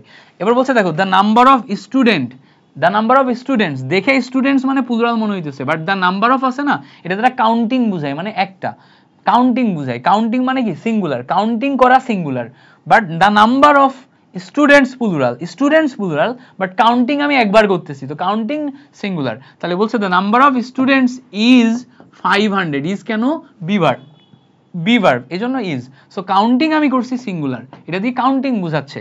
এবার বলছে দেখো many a student, many a মাথায় রাখবা, মেনি এ স্টুডেন্ট। এবার বলছে দেখো তোমার ruin his or future by using drug, তো এই জায়গাতে এটা যদি প্রেজেন্ট কন্টিনিউয়াস টেন্স হয়, মেনি এ মানে সিঙ্গুলার, তো এই জায়গাতে আমাদের হ্যাজ বিন হবে, কি হবে, has been ruined, RUINED, ruined his or future by using drug. দেখো মেনি এ স্টুডেন্ট মানে অনেক স্টুডেন্টদের ভিতরে একজন has been ruined his or future by using drug, মানে ড্রাগ ইউজ করে অনেক স্টুডেন্টদের ভিতরে একজন তার ফিউচার রুইন করে ফেলছে, ড্রাগ ইউজ করে অনেক স্টুডেন্টদের ভিতরে একজন তার ফিউচার রুইন করে ফেলছে, এইটা। আচ্ছা, এবার বলছে দেখো 1/3, 1/4, 2/3, 1/3 মানে কি এরকম, 1/3, 1/4 মানে কি 1/4, 2/3 মানে কি 2/3, এই টাইপের যদি ভগ্নাংশ থাকে, 1/3, 1/4, 2/3, এই টাইপের যদি ভগ্নাংশ থাকে এবং এই ভগ্নাংশে সাবজেক্ট সিঙ্গুলার নাম্বার অথবা আনকাউন্টেবল নাউন হয়, তখন আমাদের এখানে ভার্ব সিঙ্গুলার হবে এবং সাবজেক্ট প্লুরাল হলে ভার্ব প্লুরাল হবে। তার মানে আমরা এখানে দেখতে পাচ্ছি যখন আমাদের ভগ্নাংশ এগুলো হবে, এই ভগ্নাংশ নেওয়ার পর আমরা কাউন্টেবল নাউন আনকাউন্টেবল নাউন যেটা পাবো ওটা সাবজেক্টের উপর ডিপেন্ড করে আমরা ভার্ব দিব। যেমন দেখো বলছে 1/3 অফ দ্য ওয়ার্ক, তাহলে 1/3 অফ দ্য ওয়ার্ক, এই ওয়ার্ক যেটা আছে একটা ওয়ার্ক বোঝাচ্ছে, সেই একটা ওয়ার্কের 1/3। এবার যদি এমন হয় তাহলে এটা সিঙ্গুলার ভার্ব, তাহলে সিঙ্গুলার তোমার হচ্ছে যে সাবজেক্ট, সিঙ্গুলার সাবজেক্ট হলে এইটা দেখো এইটা তোমার প্যাসিভ ভয়েসে লেখা আছে, সো এখানে আসবে কি ইজ ফিনিশড, প্যাসিভ ভয়েসে ইজ ফিনিশড কেন, প্যাসিভ ভয়েসে বি ভার্বের পরে ভার্বের পাস্ট পার্টিসিপল হয়। আচ্ছা, এবার বলছে দেখো 2/3 অফ দ্য প্লেয়ার্স দেখো অনেক প্লেয়ার্স, তাহলে খেয়াল করো এইটা আমার প্লুরাল না, তাহলে এখন আমাদের এইটা প্লুরাল হবে, তাহলে 2/3 of the players are present, are কেন নিলাম, কারণ বি ভার্ব, আর কেন নিলাম, কারণ হচ্ছে be verb, 2/3 of the players are present. Okay, এবার দেখো পরের কোশ্চেন বলছে as well as, along with, together with, and not, in addition to, accompanied by, এই যে ওয়ার্ডগুলো আছে ওয়ার্ডগুলো মুখস্থ করতে হবে। কি কি আছে, as well as, along with, together with, as well as, along with, together with, তারপর in addition to, accompanied by, এই ওয়ার্ডগুলো যদি থাকে তাহলে এই ওয়ার্ডগুলোর পর নাম্বার এবং পার্সন অনুযায়ী সেইটা আমার ভার্ব বসবে, নাম্বার এবং পার্সন অনুযায়ী বলতে কি বোঝাচ্ছে খেয়াল করো, Ali as well as his brother, মানে আলীর সাথে তার ভাইও, তাহলে এখানে মেইন কাকে বোঝাচ্ছে, আলীকে, আলী তার ভাইয়ের সাথে, আলী, খেয়াল করো আলী কাম হিয়ার, একা, মানে আলী আসছে বাট আলীর সাথে তার ভাইও আসছে, বাট মেইনলি বোঝাচ্ছে আলীকে, তাহলে Ali come here, but here বোঝাচ্ছে মানে মাত্র এসছে, তাহলে এটা Ali has come here, present perfect tense, Ali has come here. Okay, এবার বলছে দেখো Ram along with his brother, মানে রামের সাথে তার ভাইও আছে, তার ভাইকে আমরা কাউন্ট করব না, শুধুমাত্র রাম যেহেতু আমাদের সাবজেক্ট রামকে কাউন্ট করব। রাম কি তোমার থার্ড পারসন সিঙ্গুলার, তো থার্ড পারসন সিঙ্গুলার হইলে আমরা এখানে রাম দেখো ইজ প্রেজেন্ট, এটা লিখবো, Ram is present but along with his brother, এইটা কি তুমি পরেও নিতে পারো, এটা পরে নিলেও কোনো সমস্যা নেই, Ram is present along with his brother. Same ভাবে Ali has come here as well as his brother, মানে তার ভাইও সাথে আছে। ওকে, এবার বলছে দেখো ফাহিম উইথ হিজ ব্রাদার, তাহলে দেখো ফাহিম বি ভার্ব, তাহলে Fahim is present with his brother পরের অংশ। সো দেখো অ্যাজ ওয়েল অ্যাজ, তারপরে অ্যালং উইথ হিজ, এগুলা কি এক্সট্রা ইনফরমেশন দিচ্ছে যেটা কিন্তু আমাদের মেইন সাবজেক্টকে নির্দেশ করে না। দ্যাটস আমরা মেইন সাবজেক্ট মানে অনুযায়ী কিন্তু এখানে ভার্ব বসাচ্ছি, বুঝতে পারছো? মেইন সাবজেক্ট অনুযায়ী। এবার বলছে দেখো দে অ্যাকম্পানিড বাই দেয়ার ফাদার, দে মানে কি তারা, অ্যাকম্পানিড বাই দেয়ার ফাদার মানে তাদের বাবার সাথে, মানে আব্বুর সাথে, তাদের বাবার সাথে। তাহলে দেখো আমরা 4 ভাই আমাদের বাবার সাথে, মানে মেইনলি আমরা 4 ভাই বুঝাচ্ছি, এইটা আমরা বাদ দিলেও লাইন কমপ্লিট। তাহলে দে অ্যারাইভ মানে কি মাত্র পৌঁছাইছে, মানে প্রেজেন্ট পারফেক্ট টেন্স। তাহলে দে হ্যাভ অ্যারাইভড, তাহলে they have arrived accompanied by their father. Accompanied by their father এটা এক্সট্রা সেন্টেন্স, এটা কি, এটা হচ্ছে এক্সট্রা সেন্টেন্স। ওকে, বলছে দেখো I and not my friend dash to blame. তো দেখুন অ্যান্ড নট মাই ফ্রেন্ড এটুকু extra, I dash to blame, I am, be verb বললে আই এর পর অ্যাম বসে, আই অ্যাম টু ব্লেম। হ্যাঁ, আই অ্যাম টু ব্লেম, লাইনটা দেখো I am to blame and not my friends এটা extra, and not my friends এটা কি এক্সট্রা। ওকে, বলছে দেখো money in addition to wealth. তো খেয়াল করো ইন অ্যাডিশন টু ওয়েলথ এটা এক্সট্রা, মানি বুঝাচ্ছে না, তো মানি হচ্ছে সিঙ্গুলার, তাহলে মানি সিঙ্গুলার কারণ কি, মানি হচ্ছে আনকাউন্টেবল নাউন, এটা প্লুরাল মনে হইলেও এটা সিঙ্গুলার। তো মানি মেক্স এ ম্যান হ্যাপি, কারণ কি এটা সিঙ্গুলার হইলে এখানে ভার্বের সাথে এস বাই এস যোগ হবে, মানি মেক্স এ ম্যান হ্যাপি, তো মানি মেক্স এ ম্যান হ্যাপি এটা আমরা বুঝলাম, এর সাথে আমরা এস বাই এস যোগ করছি, বুঝাইতে পারছি? আশা করি ক্লিয়ার। এবার বলছে দেখো কোনো কিছুর কোনো সেন্টেন্সে নির্দিষ্ট পরিমাণ মানে কি অ্যামাউন্ট যদি কোথাও আমাদের বুঝাই, তারপরে অ্যামাউন্টের পাশাপাশি দৈর্ঘ্য মানে কি লেন্থ যদি আমাদের বুঝাই, দূরত্ব মানে কি ডিস্টেন্স। সো কোথাও যদি আমরা অ্যামাউন্ট, ডিস্টেন্স, লেন্থ এগুলা দেখি, ALD অ্যামাউন্ট, লেন্থ, ডিস্টেন্স, এই তিনটা যদি আমরা দেখি তাহলে সেটা বুঝাইতে সর্বদা সিঙ্গুলার ভার্ব হয়। যেমন দেখো 5 মাইলস দেখে মনে হবে দূরত্ব, মাইলস প্লুরাল মনে হয়, বাট 5 মাইলস এটা কি বুঝাচ্ছে, এটা দূরত্ব বুঝাচ্ছে, সো এটা সিঙ্গুলার হবে। 5 Miles is a long distance, এইটা একটা জিনিস বুঝাচ্ছে, এই জন্য এটা আমার সিঙ্গুলার ভার্ব হইছে। ওকে, $100 দেখে মনে হচ্ছে ডলার্স প্লুরাল হবে, বাট $100 কি অ্যামাউন্ট বুঝাচ্ছে, একটা নির্দিষ্ট অ্যামাউন্ট, একটা অ্যামাউন্ট মানে এই জায়গাতেও আমাদের সিঙ্গুলার ভার্ব হবে। $100 ইজ মাই ক্যাশ, ঠিক আছে, is my cash, so $100 is my cash, বুঝতে হবে এটা। ওকে, অ্যামাউন্ট বুঝাচ্ছে, তাহলে একটা লেন্থ, একটা অ্যামাউন্ট, একটা ডিস্টেন্স। ওকে, পরে বলছে পরের নিয়ম, সেন্টেন্সে যদি had rather, had sooner, had better, would rather, would better, must, let, need এগুলা যদি থাকে তাহলে এইটা প্রেজেন্ট ফর্ম হয়, ঠিক আছে, এবং এর পূর্বে টু থাকলে তা লোপ পায়, ভার্বের বেস ফর্ম হয়, যেটাকে আমরা বেয়ার ইনফাইনাইট বলি, ঠিক আছে, বেয়ার ইনফাইনাইট বলি। তাহলে জিনিসটা কি একটু বোঝার চেষ্টা করো। দেখো I had better, had better বলছে না, আই হ্যাড বেটার, এইটা যদি থাকে তাহলে ভার্বের বেস ফর্ম হয়, I had better go home this time, I had better go home this time. যদি কখনো আমরা এই অংশ পাইলে তখন কি এই had better, had rather, had sooner, would rather এগুলা পাইলে ভার্বের বেস ফর্ম হয়। যেমন দেখো I had better go home this time. যেমন বলছে দেখো মাস্ট, এই ওয়ার্ডগুলো দেখে খেয়াল করো, you must work hard, must থাকলে এরপরে যে ভার্ব এটার বেস ফর্ম হয়। You need not come today, need not থাকলে এরপরে ভার্বের বেস ফর্ম হয়। I had sooner die rather than tell a lie, তো দেখো এই আই হ্যাড সোনারের পর ভার্বের বেস ফর্ম হয়। এই অংশগুলো মনে রাখতে হবে, ঠিক আছে, এই অংশগুলো মনে রাখতে হবে, এগুলো ভার্বের বেস ফর্ম হয়। Had better, had rather, had সোনার এই অংশগুলো থাকলে এরপরে ভার্বের কি হয়, বেস ফর্ম হয়। মাথায় থাকবে? আচ্ছা, আশা করি মনে থাকবে। ওকে, এই তো আমরা বুঝতেছো তো ক্লাস, এতক্ষণ ধরে ক্লাস নিলাম, এত দ্রুত বকতেছি, তোমরা যদি না বুঝে তাইলে কিন্তু হবে না। কমেন্টে জানাবা তোমরা আমার ক্লাস বুঝতেছো কিনা। এতক্ষণ পর্যন্ত যারা ক্লাসটা করছো, যারা এতক্ষণ পর্যন্ত বোঝার চেষ্টা করছো, তোমরা একটু কমেন্টে বুঝাবা, বলবা যে তোমরা আমার সাথে এই টোটাল জিনিসটা বুঝতেছো কিনা। ওকে,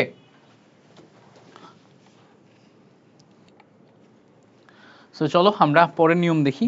পরের নিয়ম দেখো, আমাদের বলতেছে যে কোনো সিম্পল সেন্টেন্সে যদি দুইটা ভার্ব থাকে, কোনো সিম্পল সেন্টেন্স সেখানে যদি দুইটা ভার্ব থাকে, তাহলে সেখানে সাধারণত বন্ধনীতে প্রদত্ত ভার্ব যেটা, সেই ভার্বের পার্টিসিপল ফর্ম হয়। পার্টিসিপল মানে সবসময় মাথায় রাখবা, ভার্বের সাথে আইএনজি যোগ, এইটাকে বলে পার্টিসিপল। ভার্বের সাথে আইএনজি যোগ, এটাকে বলে কি? পার্টিসিপল। তো কোথাও যদি আমাদের দুইটা ভার্ব থাকে, তাহলে একটা ভার্বের সাথে আইএনজি যুক্ত হবে। যেমন দেখো বলছে I saw him, I saw হিম। এবার দেখো বন্ধনীর মধ্যে আরেকটা ভার্ব দেয়া আছে না, তাহলে এই ভার্বের সাথে আইএনজি যোগ হবে, এইটাকে বলে পার্টিসিপল। তাহলে দেখো কোনো একটা সেন্টেন্সে যদি দুইটা ভার্ব থাকে, তাহলে কি ঘটনা ঘটবে? দেখো এইটার আরো অ্যাডভান্স কিছু নিয়ম আছে, অ্যাডভান্স নিয়মে আমরা না যাই, তোমাদের এসএসসি তে লাগবে না, যতটুকু লাগবে অতটুকুই বলছি। দুইটা ভার্ব যদি একটা সেন্টেন্সে পাও, তাহলে বন্ধনীর ভিতর বা ব্র্যাকেটের ভিতর যে ভার্বটা পাবা, সেখানে ভার্বের সাথে আইএনজি যোগ করতে হবে। সে ভার্বের সাথে আইএনজি মানে কি? দেখো I saw him going, I saw him going, that's it, I saw him going. এবার বলতে দেখো ইট ইজ টাইম, খেয়াল করো, it is time, it is high time দ্বারা কোনো সেন্টেন্স শুরু হলে পরের অংশটি পাস্ট ইনডিফিনাইট বা সিম্পল পাস্ট টেন্স হয়। মানে কি? ইট ইজ টাইম যদি হয়, কোথাও যদি ইট ইজ টাইম থাকে, তাহলে সেন্টেন্স শুরু হলে পরের সেন্টেন্সটি সিম্পল পাস্ট টেন্স। যেমন দেখো it is time, it is time you dash the room, you dash the room, তার মানে পরের যে অংশটা এটা সিম্পল পাস্ট টেন্স হবে। সিম্পল পাস্ট টেন্স হলে ভার্বটা কি হবে? পাস্ট ভার্ব হবে। It is time you left, you left the room, it is time you left the room. এবার বলতে দেখো it is high time you dash go there, it is high time you dash go there, you dash go there মানে কি? এই যে it is high time বা time, তাহলে পরের অংশ কি? পাস্ট ইনডিফিনাইট টেন্স হবে। পাস্ট ইনডিফিনাইট টেন্স কি? গো এর পাস্ট ইনডিফিনাইট টেন্স দেখো ওয়েন্ট, গো এর পাস্ট ইনডিফিনাইট টেন্স কি? Went. It is high time you went there, বুঝতে পারছো? It is high time you went there, it is high time you went there, বুঝতে পারছো? আশা করি ক্লিয়ার করতে পারছি। It is high time you went দেয়ার।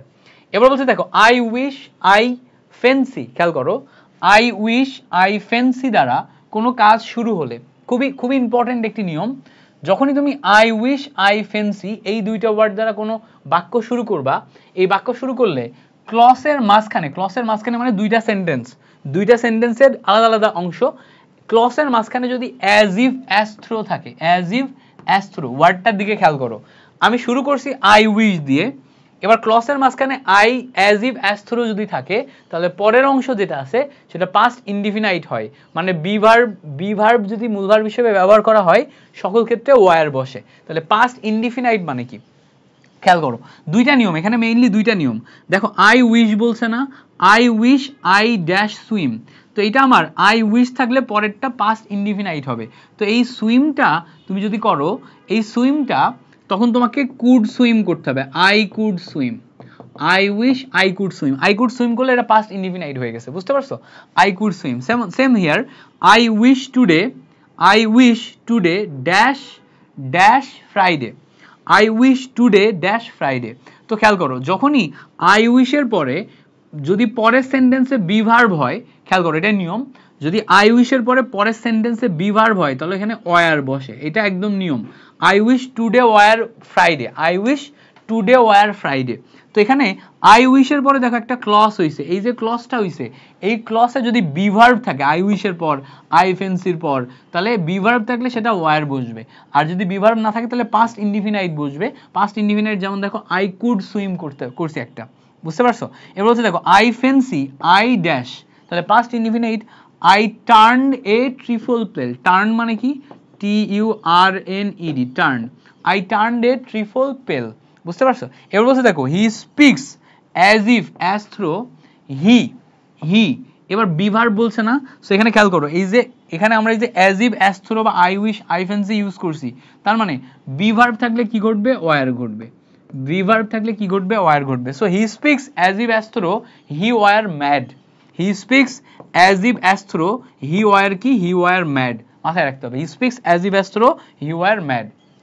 ওকে, এবার বলছে দেখো ইন্টারোগেটিভ সেন্টেন্সের ক্ষেত্রে সাবজেক্টের পূর্বে অক্সিলারি ভার্ব এবং সাবজেক্টের পরে মূল ভার্ব বসে। যদি আমরা ইন্টারোগেটিভ সেন্টেন্সে যাই, ইন্টারোগেটিভ সেন্টেন্স মানেই সাবজেক্টের পূর্বে অক্সিলারি ভার্ব বসবে। অক্সিলারি ভার্ব মানে কি? দেখো এবার বলছে হট ইউ ড্যাশ, তো এখানে খেয়াল করো, এখানে যদি আমরা হোয়াট ইউ ড্যাশ এখানে বলছে না, সো এইটা যদি আমার প্রেজেন্ট ভার্ব হয় তাহলে হট প্রথমে নিলাম ইন্টারোগেটিভ সেন্টেন্স, সাবজেক্ট কি ইউ না, ইউ এর আগে আমার অক্সিলারি ভার্ব বসবে, অক্সিলারি ভার্ব কি প্রেজেন্ট ফর্ম হলে do, so what do you like, এই হচ্ছে আমার মেইন ওয়ার্ডটা। তো what do you like, same ভাবে হোয়াট হি ড্যাশ লাইক বলছে না, সো এই লাইকের ক্ষেত্রে এই যে হি বলছে না, হি হইলে থার্ড পারসন সিঙ্গুলার নাম্বার, তাহলে ডাজ হয়, ডাজ হয় ডু ভার্বের সাথে ইএস যোগ হয়ে ডাজ হয়, তাহলে এখানে কি হবে সেম জিনিস, হোয়াট ডাজ, হোয়াট ডু এর পরিবর্তে হোয়াট ডাজ হি লাইক এভাবে নিব। ওকে, এবার বলছে দেখো ইউ রোট এ লেটার স্টারডে, এই যে স্টারডে বলছে না, স্টারডে বললেই পাস্ট টেন্স। এবার বলছে ইউ রোট এ লেটার স্টারডে, তবে এখন যখন প্রশ্ন করব তখন সাবজেক্টের পূর্বে আমার কি হবে, মূল ইয়া হবে অক্সিলারি ভার্ব হবে, তাহলে রোটের ভাইয়া রোটের অক্সিলারি ভার্ব কি, হ্যাঁ রোটের অক্সিলারি ভার্ব হচ্ছে ডিড, তাহলে এখানে আমি বসাবো ডিড ইউ, এবার তখন এই জায়গাতে হয়ে যাবে রাইট, এটা present verb, did you write a letter yesterday এভাবে আসবে, did you write a letter yesterday এভাবে আসবে। সেম ভাবে বলছে দেখো আই নট লাইক হিম, তো এই জায়গাতে কি আসবে, ডু আই ডোন্ট আই, খেয়াল করো এখানে এই নট বলছে না, তাহলে এখানে আসবে হচ্ছে don't, don't I like him এরকম আসবে। Okay, do not I like him. এবার বলছে দেখো যখনই আমরা কম্পাউন্ড কমপ্লেক্স সেন্টেন্স নিব সেখানে আমাদের ক্লজ যদি পাস্ট টেন্স হয়, মানে একটা সেন্টেন্স যদি পাস্ট টেন্স হয় তাহলে অন্যটিও পাস্ট টেন্স হবে। ইউনিভার্সাল ট্রুথ যদি কখনো পাই তখন সেটা প্রেজেন্ট ইনডিফিনাইট টেন্স হবে। সো ইউনিভার্সাল ট্রুথের ক্ষেত্রে আলাদা, বাট বাকিগুলা ক্লজ অনুযায়ী হয়। যেমন দেখো বলছে when he finished the work, তো এখানে আমার হোয়েন বলছে না, কম্পাউন্ড সেন্টেন্স, তাহলে এইটা পাস্ট টেন্স হলে পরেরটাও পাস্ট টেন্স হবে, হি ওয়েন্ট টু বেড, তো যখনই সে কাজ শেষ করবে সে বেডে চলে যাবে। আচ্ছা, এবার বলছে দেখো হি কেম মানে কি পাস্ট টেন্স, অ্যান্ড হি কনকোর্ড মানে কি এটাও পাস্ট টেন্স হবে, হি কেম অ্যান্ড হি কনকোর্ড ওয়ার্ডটা কেমন হবে, কি CONQUERED কনকোর্ড। আচ্ছা, কনকোর্ড মানে কি, মানে সে আসলো সে জয় করলো, কনকোর্ড মানে জয় করা, কনকোর্ড জয় করা, সে আসলো সে জয় করলো।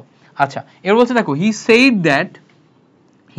দ্যাট দ্য স্কাই, তাহলে এইটা আমার দেখো পাস্ট টেন্স আছে, but the sky is blue, কেন ইজ হবে, দ্য স্কাই ইজ ব্লু কারণ হচ্ছে স্কাই ইজ ব্লু তো ইউনিভার্সাল ট্রুথ হলে প্রেজেন্ট ইনডিফিনাইট টেন্স হয়, ইউনিভার্সাল ট্রুথ হলে কি হয় প্রেজেন্ট ইনডিফিনাইট টেন্স, যেগুলো ইউনিভার্সাল ট্রুথ মানে সব সময় সেম থাকবে সেটা হলে প্রেজেন্ট ইনডিফিনাইট টেন্স হয়।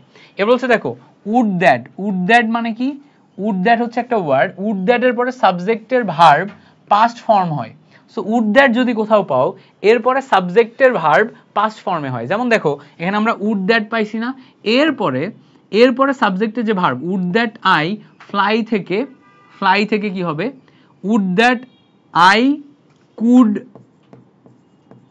Could fly like a bird, ঠিক আছে, I could fly like a bird, আমি কি পাখির মতো উঠতে পারি এরকম, বুঝতে পারছো, সো উড দ্যাট এর পরে পাস্ট ফর্মে হয়, তো ওই জায়গায় খেয়াল করো বিশেষ করে কুড বসে, so would that I could fly like a bird, তাহলে এই সেন্টেন্সটার স্ট্রাকচার কি, প্রথমে উড দ্যাট মাথায় রাখবো, উড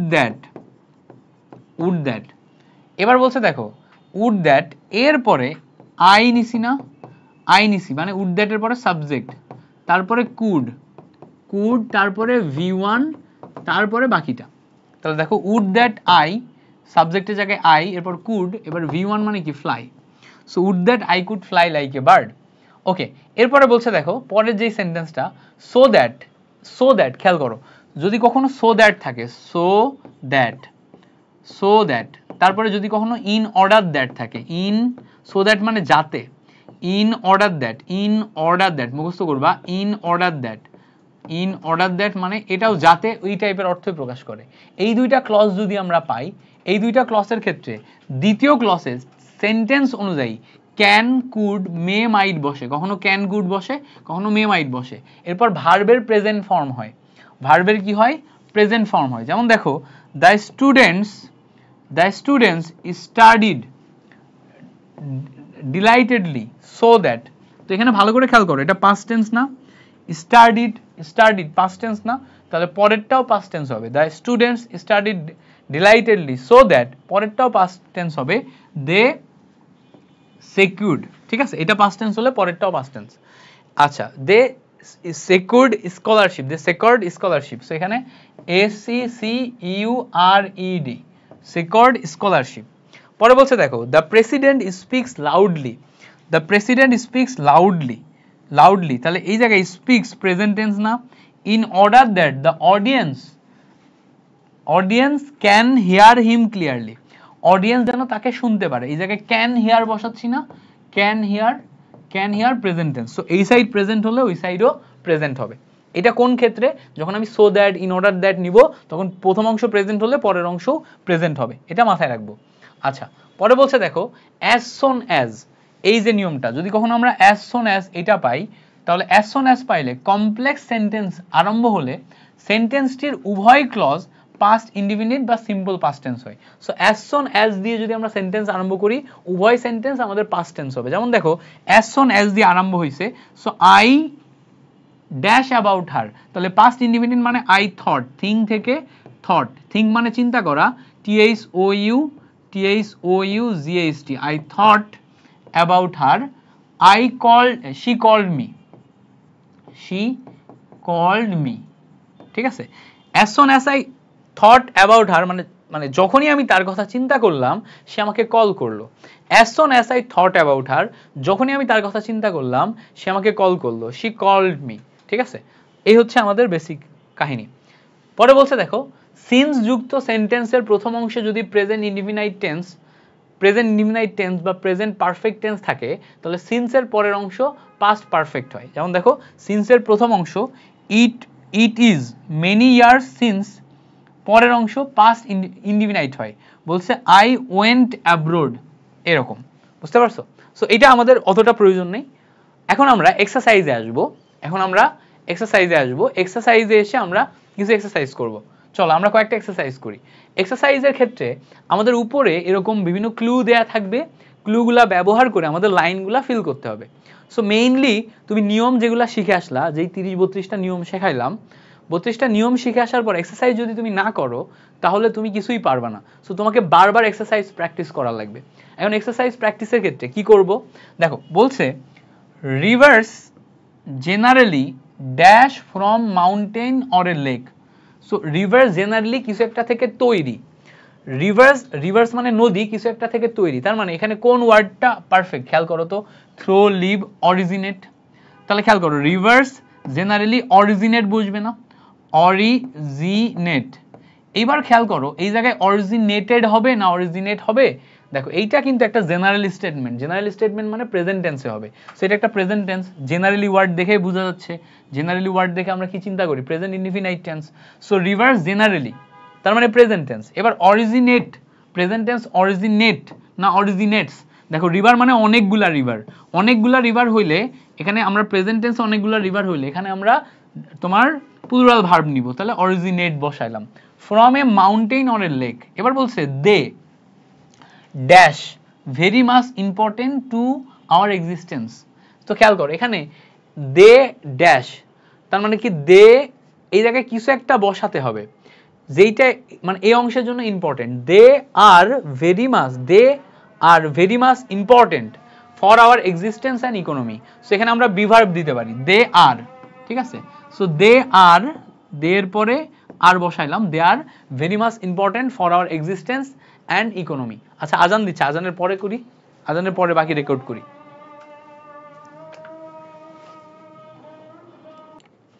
সো বাচ্চারা আমরা আজানের পরে আবার শুরু করি। তাহলে আমরা এখানে দেখলাম যে এখানে যে ক্লুজগুলো আছে এই ক্লুজগুলো ব্যবহার করে আমরা কিন্তু করতেছি। তো আমাদের এই তোমার হচ্ছে লাইন দেখে প্রিডিক্ট করতে পারতে হবে যে উপর থেকে এইটার কোনটা অংশ এখানে বসবে। এখন প্রিডিক্ট করাটা মুশকিল, কারণ এই যে প্যাসেজটা একটা থিম বুঝায়, তাই না?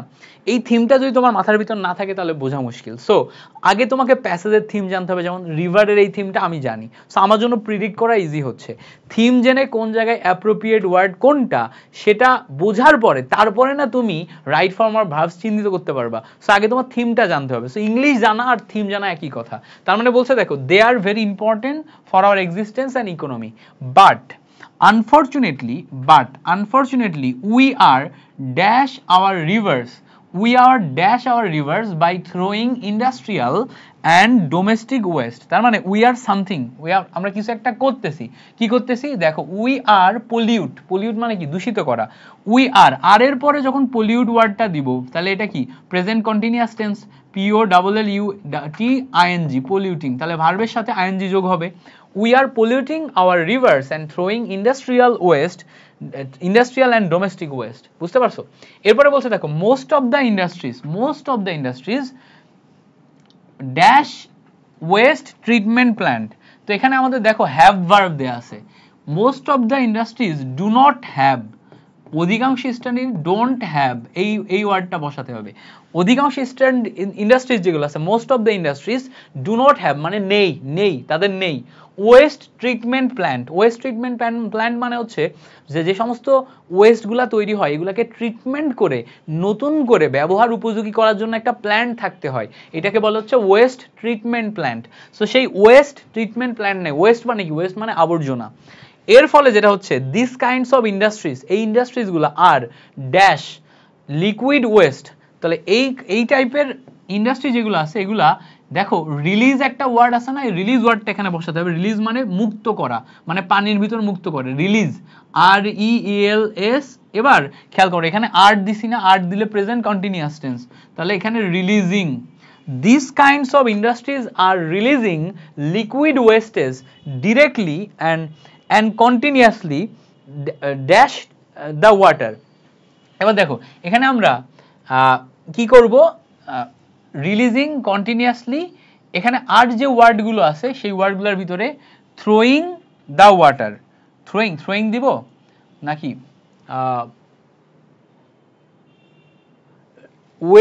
ওয়েস্টেজ ডিরেক্টলি অ্যান্ড কন্টিনিউয়াসলি, এখানে ইনটু দ্য ওয়াটার করা যায়, তো ইনটু দ্য ওয়াটার করা যায়, তো ইনটু আমাদের উপরে দেয়া নাই, সো ইনটু দ্য ওয়াটার এখানে দেয়া নাই, তাহলে এখানে কিল ওয়ার্ক এনশিওরস, বাকিগুলো তো আমরা ইউজ করে ফেলছি। সো এখানে ইনটু দ্য ওয়াটার, থ্রোয়িং, তাহলে এখানে releasing liquid waste directly and continuously, in the water, kill the water, ensures the water, no, ensures the water। So এখানে ইনটু একটা থাকা উচিত ছিল, কন্টিনিউয়াসলি ইনটু দ্য ওয়াটার এখানে সুন্দরভাবে ম্যাচ করে, ইনটু আচ্ছা এই ওয়ার্ডটা নিলাম, পরের স্টেপগুলো দেখে তারপর আমরা পরেরটা মিলাবো। সো দেখো এরপরে বলছে দেখো আওয়ার আনকনশিয়াস পিপল মানে অসচেতন মানুষ, পিপল অলসো ড্যাশ, অলসো এবার দেখো থ্রো, অলসো আনকনশিয়াস পিপল যারা আছে অলসো থ্রো, THROUGH থ্রো মানে কি নিক্ষেপ করা, THROW থ্রো, ROU না ROW থ্রো। এবার এখানে থ্রোর সাথে S বা ES যোগ হবে না, কেন, কারণ এখানে পিপুল আছে না, পিপুল হচ্ছে তো প্লুরাল হলে ওয়ার্ডও প্লুরাল হবে। Throw different kinds of waste material into the river, so মানে তার মানে এখানে বোঝাচ্ছে আনকনশিয়াস বা অসচেতন মানুষ যারা আছে তারা ডিফারেন্ট টাইপের ওয়েস্ট ম্যাটেরিয়াল পানিতে থ্রো করে। So keep the existence of fishes and other species, keep the existence of fishes and other species dash in the water is impossible। এখানে হচ্ছে লিভিং ইন দ্য ওয়াটার, খেয়াল করো living in the water is impossible, তো এখানে leave একটা word আছে না, leave থেকে living in the water is impossible. Okay, to keep আছে না, খেয়াল করো এই যে টু কিপ, এরপরে যদি আমি আরেকটা ভার্ব নিই, এই আরেকটা ভার্ব নিলে সেই ভার্বের সাথে আইএনজি যোগ করতে হবে। So living in the water is impossible, বা এই জায়গায় তুমি খেয়াল করো in the water is impossible, এটা মেইন ভার্ব, তাহলে একটা সেন্টেন্সে যদি দুইটা ভার্ব থাকে তাহলে একটা ভার্বের সাথে আমার আইএনজি যোগ করতে আমরা দেখছিলাম। এবার বলছে দেখো ইট ইজ হাই টাইম, আমরা জানি ইট ইজ হাই টাইম হলে পাস্ট টেন্সে হয়, the government and the people dash together মানে কি ওয়ার্ক টুগেদার, তাহলে পাস্ট টেন্স করলে ওয়ার্ক থেকে work together to save the rivers. তো এখানে ইট ইজ হাই টাইম যখন, তখন আমাদের গভর্নমেন্ট এবং পিপুলকে একসাথে কাজ করতে হবে, work together. Otherwise A happy prosperous and pollution free environment can be ensure, এই যে ক্যান বি এনশিওর ওয়ার্ডটা আছে না, ক্যান বি এনশিওর, এনশিওর। এবার এখানে একটা জিনিস মাথায় রাখতে হবে, ক্যান বি, বি ভার্বের পরে যেই মেইন ভার্ব নিব তার সাথে আমরা past participle form নিব, past participle form can be ensured for the next generation। তাহলে আমরা এখানে সবগুলাই ইউজ করে ফেলছি, রিলিজ ওয়ার্ডটা ইউজ করছি, এনশিওর ইউজ করছি, থ্রো ইউজ করছি, originate, pollute, ensure, be verb, এই যে বি ভার্ব কিল, কিলিং, হ্যাঁ, ওয়ার্ক, হ্যাভ বি ইউজ করছি, হ্যাঁ বিও ইউজ করছি, তাহলে সবগুলাই তো ইউজ করে ফেলছি এখানে। তাহলে এই যে ওয়ার্ডটা ইনটু একটা থাকা উচিত ছিল, ইনটু নাই। ওকে, এইটা আমাদের ক্লিয়ারিটি আসছে। আচ্ছা, পরে বলছে দেখো আরেকটা প্যাসেজ দিছে, 2 নাম্বার প্যাসেজ, বলছে Bangladesh is full of natural resources. এটা আমরা জানি।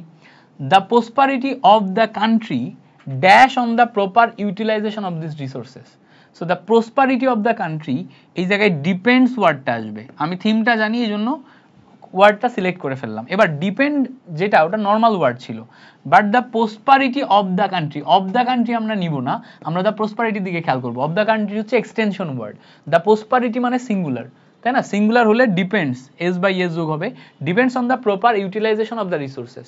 এরপর বলছে দেখো, উই শুড নট, শুড আছে না, শুড থাকলে আমার প্রেজেন্ট ফর্ম হবে, we should not dash, we should not live আছে, উই শুড নট লিভ কোথায় আছে দেখি, উই শুড নট লিভ নাই, বাট লিড আছে, লিড মানে যাপন করা, we should not lead lazy life, we should all dash up our country, we should all build up. দেখো এই বিল্ড ওয়ার্ডটা দিলে উই শুড অল, শুডের পরে আমার নিউ প্রেজেন্ট হবে, সো বিল্ডের পরে আপ মিলে যাচ্ছে, we should all build up our country.